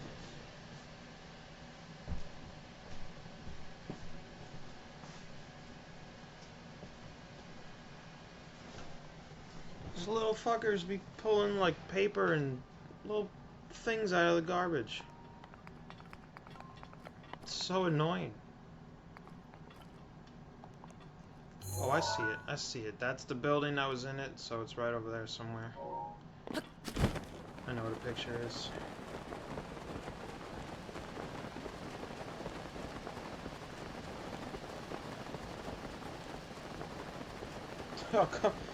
I'll come home from work and there'll be like 4 or 5 napkins just randomly strewn out across the floor of the house that I didn't throw there.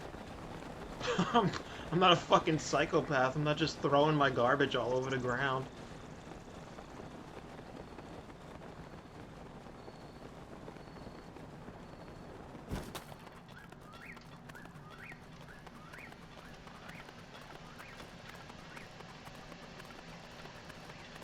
This memory is like right, I think it's right by that tree over there. Or no, maybe right here. I think it's like right around here. Hey.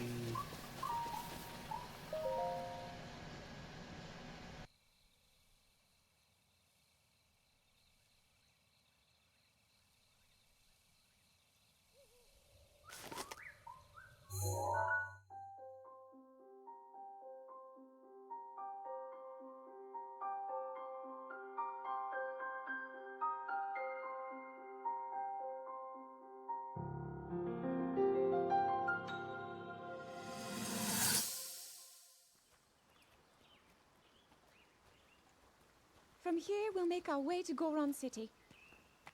Then, we'll need some adjustments on that divine beast so Daru can manage it as easily as possible.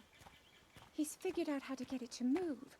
However, it's apparent that we still have much more to learn. But to think, that divine beast was actually built by people. That means we should be able to understand how it works and how to use it to our advantage. These divine beasts, so much we don't know. But if we want to turn back Calamity Ganon, they're our best hope.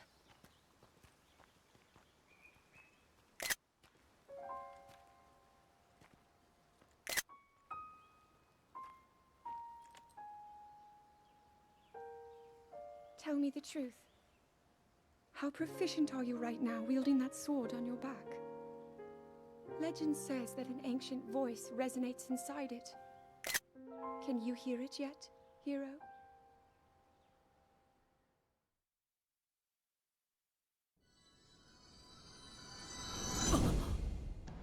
You see your shit right here.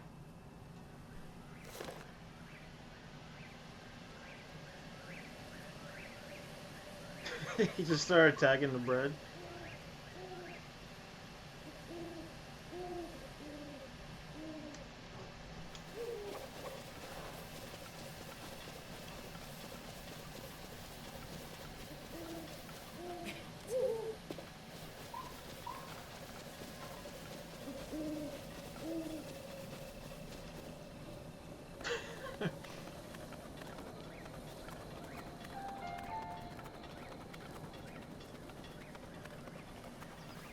I could imagine exactly how the cat probably jumped too. Did that thing where they like jump up and smack their two hands down on it. Their two front paws.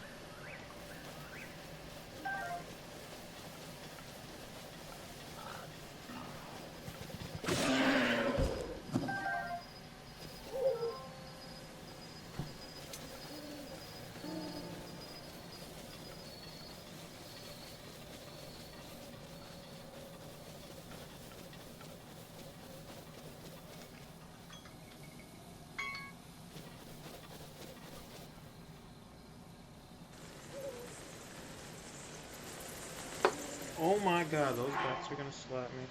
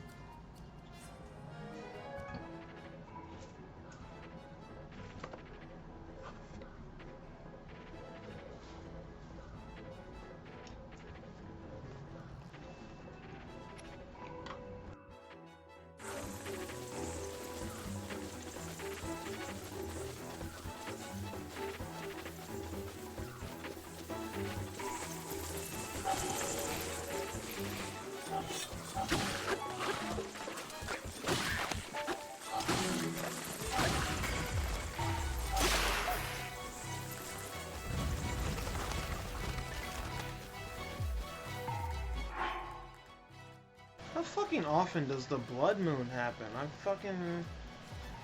been playing for almost 5 hours today. No blood moon yet. I feel like the blood moon comes once every 8 to 10 hours of gameplay.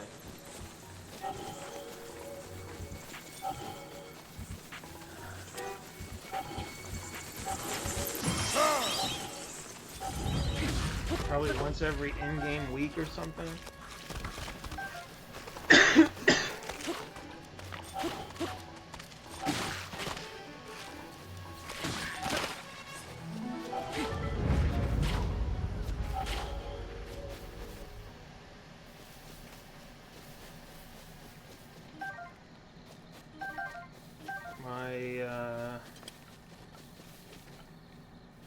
My uncle's... Was my uncle's girlfriend's cat or his cat? I don't know. They lived out, like, upstate New York, where it's like... It's not even like suburbs. It's like, you know, a house every few miles or something kind of deal. They live a little while from the town, so they let their cat out at night. The cat would bring back... The cat would, like, leave, like, a little liver of a squirrel as the treat for the, you know, the cat's owners in front of the front door to the house. And I woke up one morning, I didn't know their cat did that. I woke up one morning and I just see... Dude, it wasn't even bloody. Like, the cat licked up all the blood. It's like the cat put the little liver in its mouth, the little heart in its mouth, and I think the stomach or something. It had like there was like 3 parts of the squirrel. They looked like they were just completely licked clean and just left in the front door. I was like, are those body parts of a little animal? They're like, yeah, our cat does that a lot. They're his gift to us. So that's cool. Yo, look at that. I just mentioned the blood moon a little while ago, and now it's fucking coming.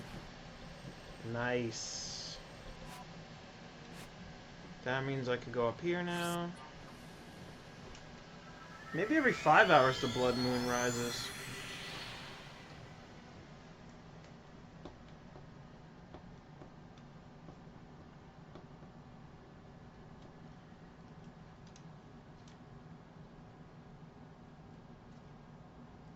But yeah, my uncle and his girlfriend had a crazy killer cat up there. I could never let my cat outside, especially because I live in a city where people hate fucking cats. I don't understand that. I'll never understand hate for an animal, let alone an animal that almost never wants to approach a human being at all anyway.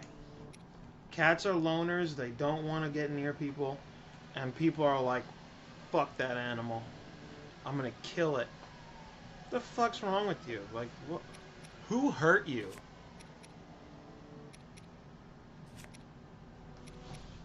That's exactly why I can't let my cat out. I've seen videos, like, I've seen a video of some guy in New York City, he's just walking, minding his own business. A cat just happened to pass it by him. He fucking kicked the shit out of that cat, and they had to go to the hospital. Thank God it lived, but it got fucked up. And it's like, yo, what what did that accomplish for you right now? Did you just make $10,000? And even then, I still couldn't hurt an animal for that. I mean, if we're talking a fly, yeah, maybe I'll kill a fly. You know, I've definitely killed a couple flies. Nasty little bugs. But like an animal that's gonna fucking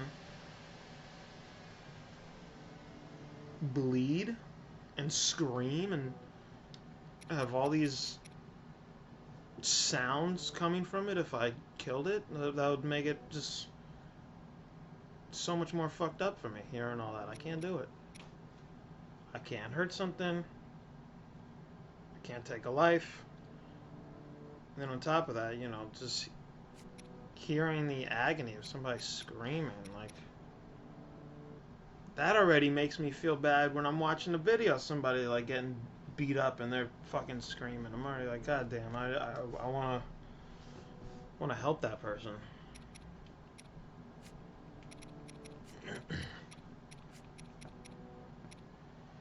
And it annoys me how much people just stay recording.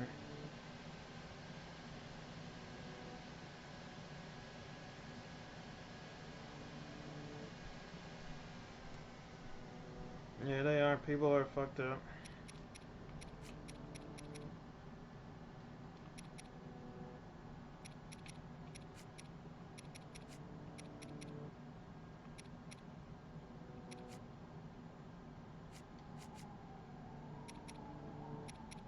And what's more fucked up is a lot of the learning of how to be fucked up is it's learned behavior. It doesn't come naturally. Because I feel like every time you see like a video of a child watching something bad happen, that kid is like, oh my god, why is that happening? Like, almost always, the kid has like internal, natural, good morals until they're taught, oh no, it's okay to be bad. Then that's when shit starts going wrong.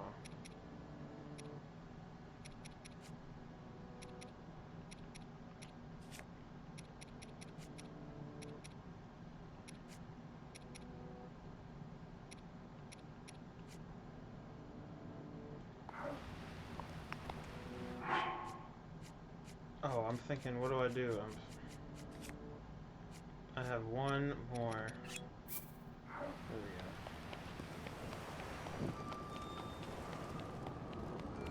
we go. Oh!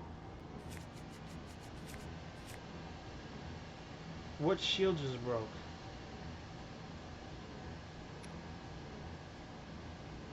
I don't even know what shield just broke. Something garbage.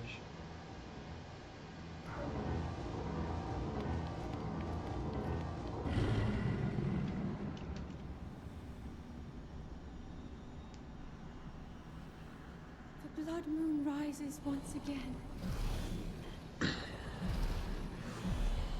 Yeah, in a lot of ways you kind of like growing up, you almost understand some villains in a lot of movies now, you know?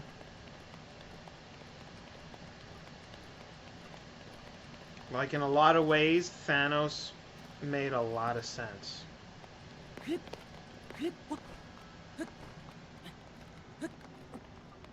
It's a sad reality seeing half the population just vanish instantly without closure, saying goodbye, any of that.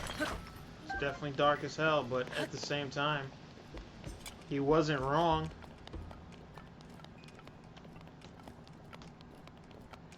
It does return awesome.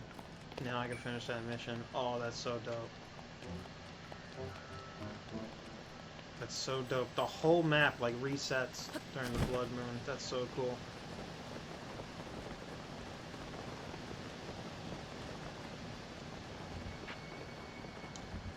Well, that's good to know.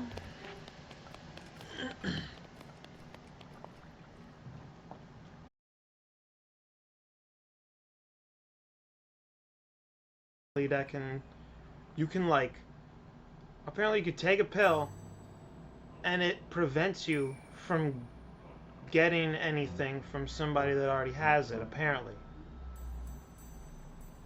Now, if that's the case, they had to have found a way to cure it. No? I don't know. In theory, I feel like they must have. But knowing that they make more money treating people than curing them, which is a sad reality, they do that instead.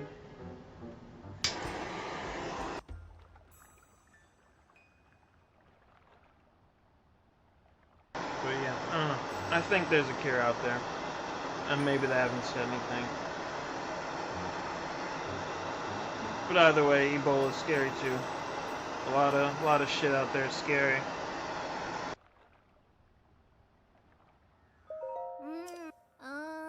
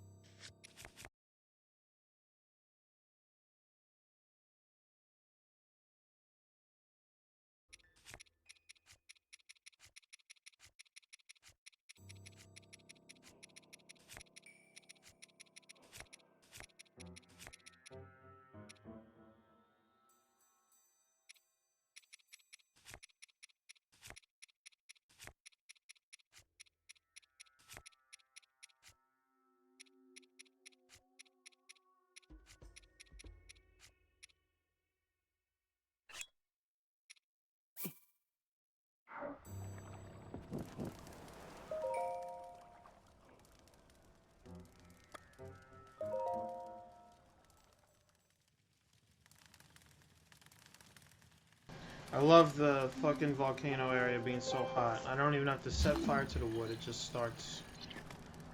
Love it. huh.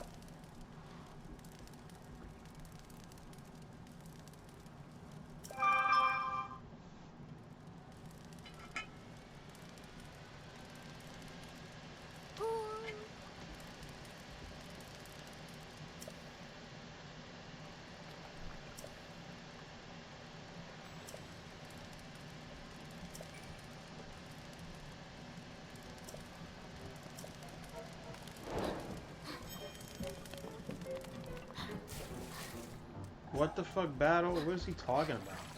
Lost this battle. What are you what? You fucking told me you hid treasure. Go find it. I found it. What battle?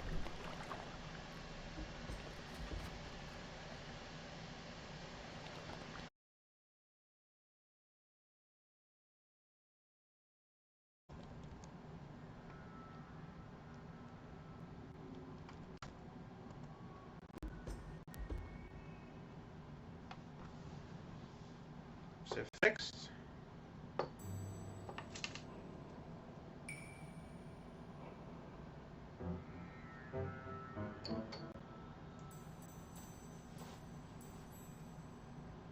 I hope it's fixed. I think it's fixed. I got a call. Maybe I gotta pay my bill. I take mad long to pay my bill sometimes. I probably gotta pay my bill.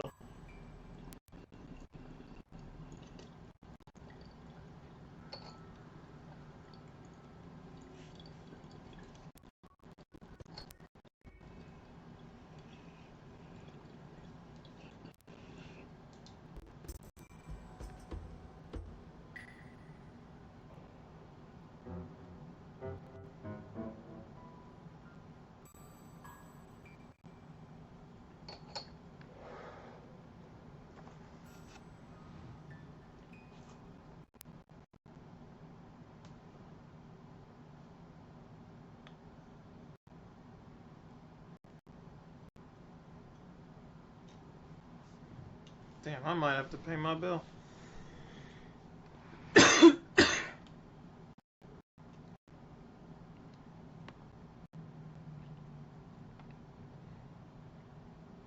Yeah, holy crap. Stream disconnected like fucking 15 times this whole stream.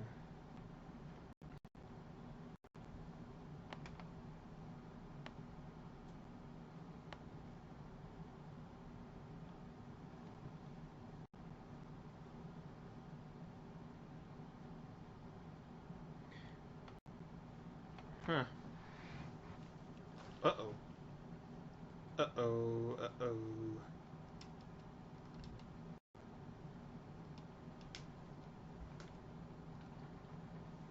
I'm done with the mission.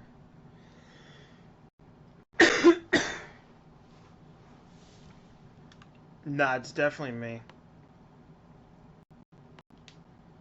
It's definitely me, because when something happens, my OBS notifies me that the stream disconnected, attempting to reconnect. It happened 1, 2, 3, 4, 5, 6, 7, 8.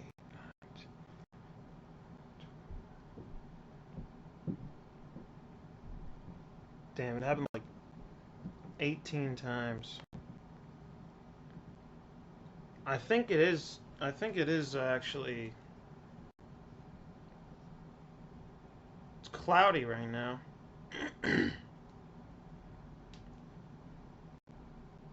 Oh wait, no. Now it says it's fair. No, that was a while ago. It was cloudy. Could be a bill problem. Maybe I gotta pay my bill. That's probably it. I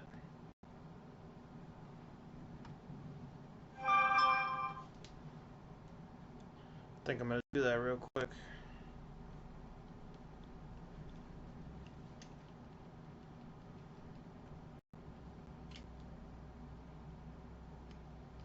Mission. Let me find a mission to do and get the hell out of this place.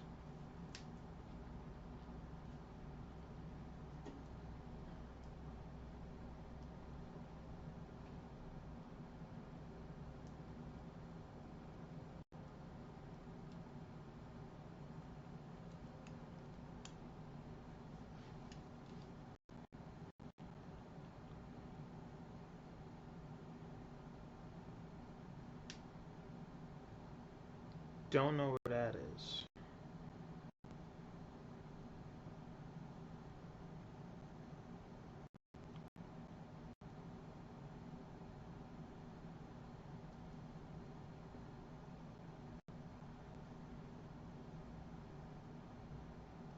Is that a picture they gave me? I don't know where the fuck is that?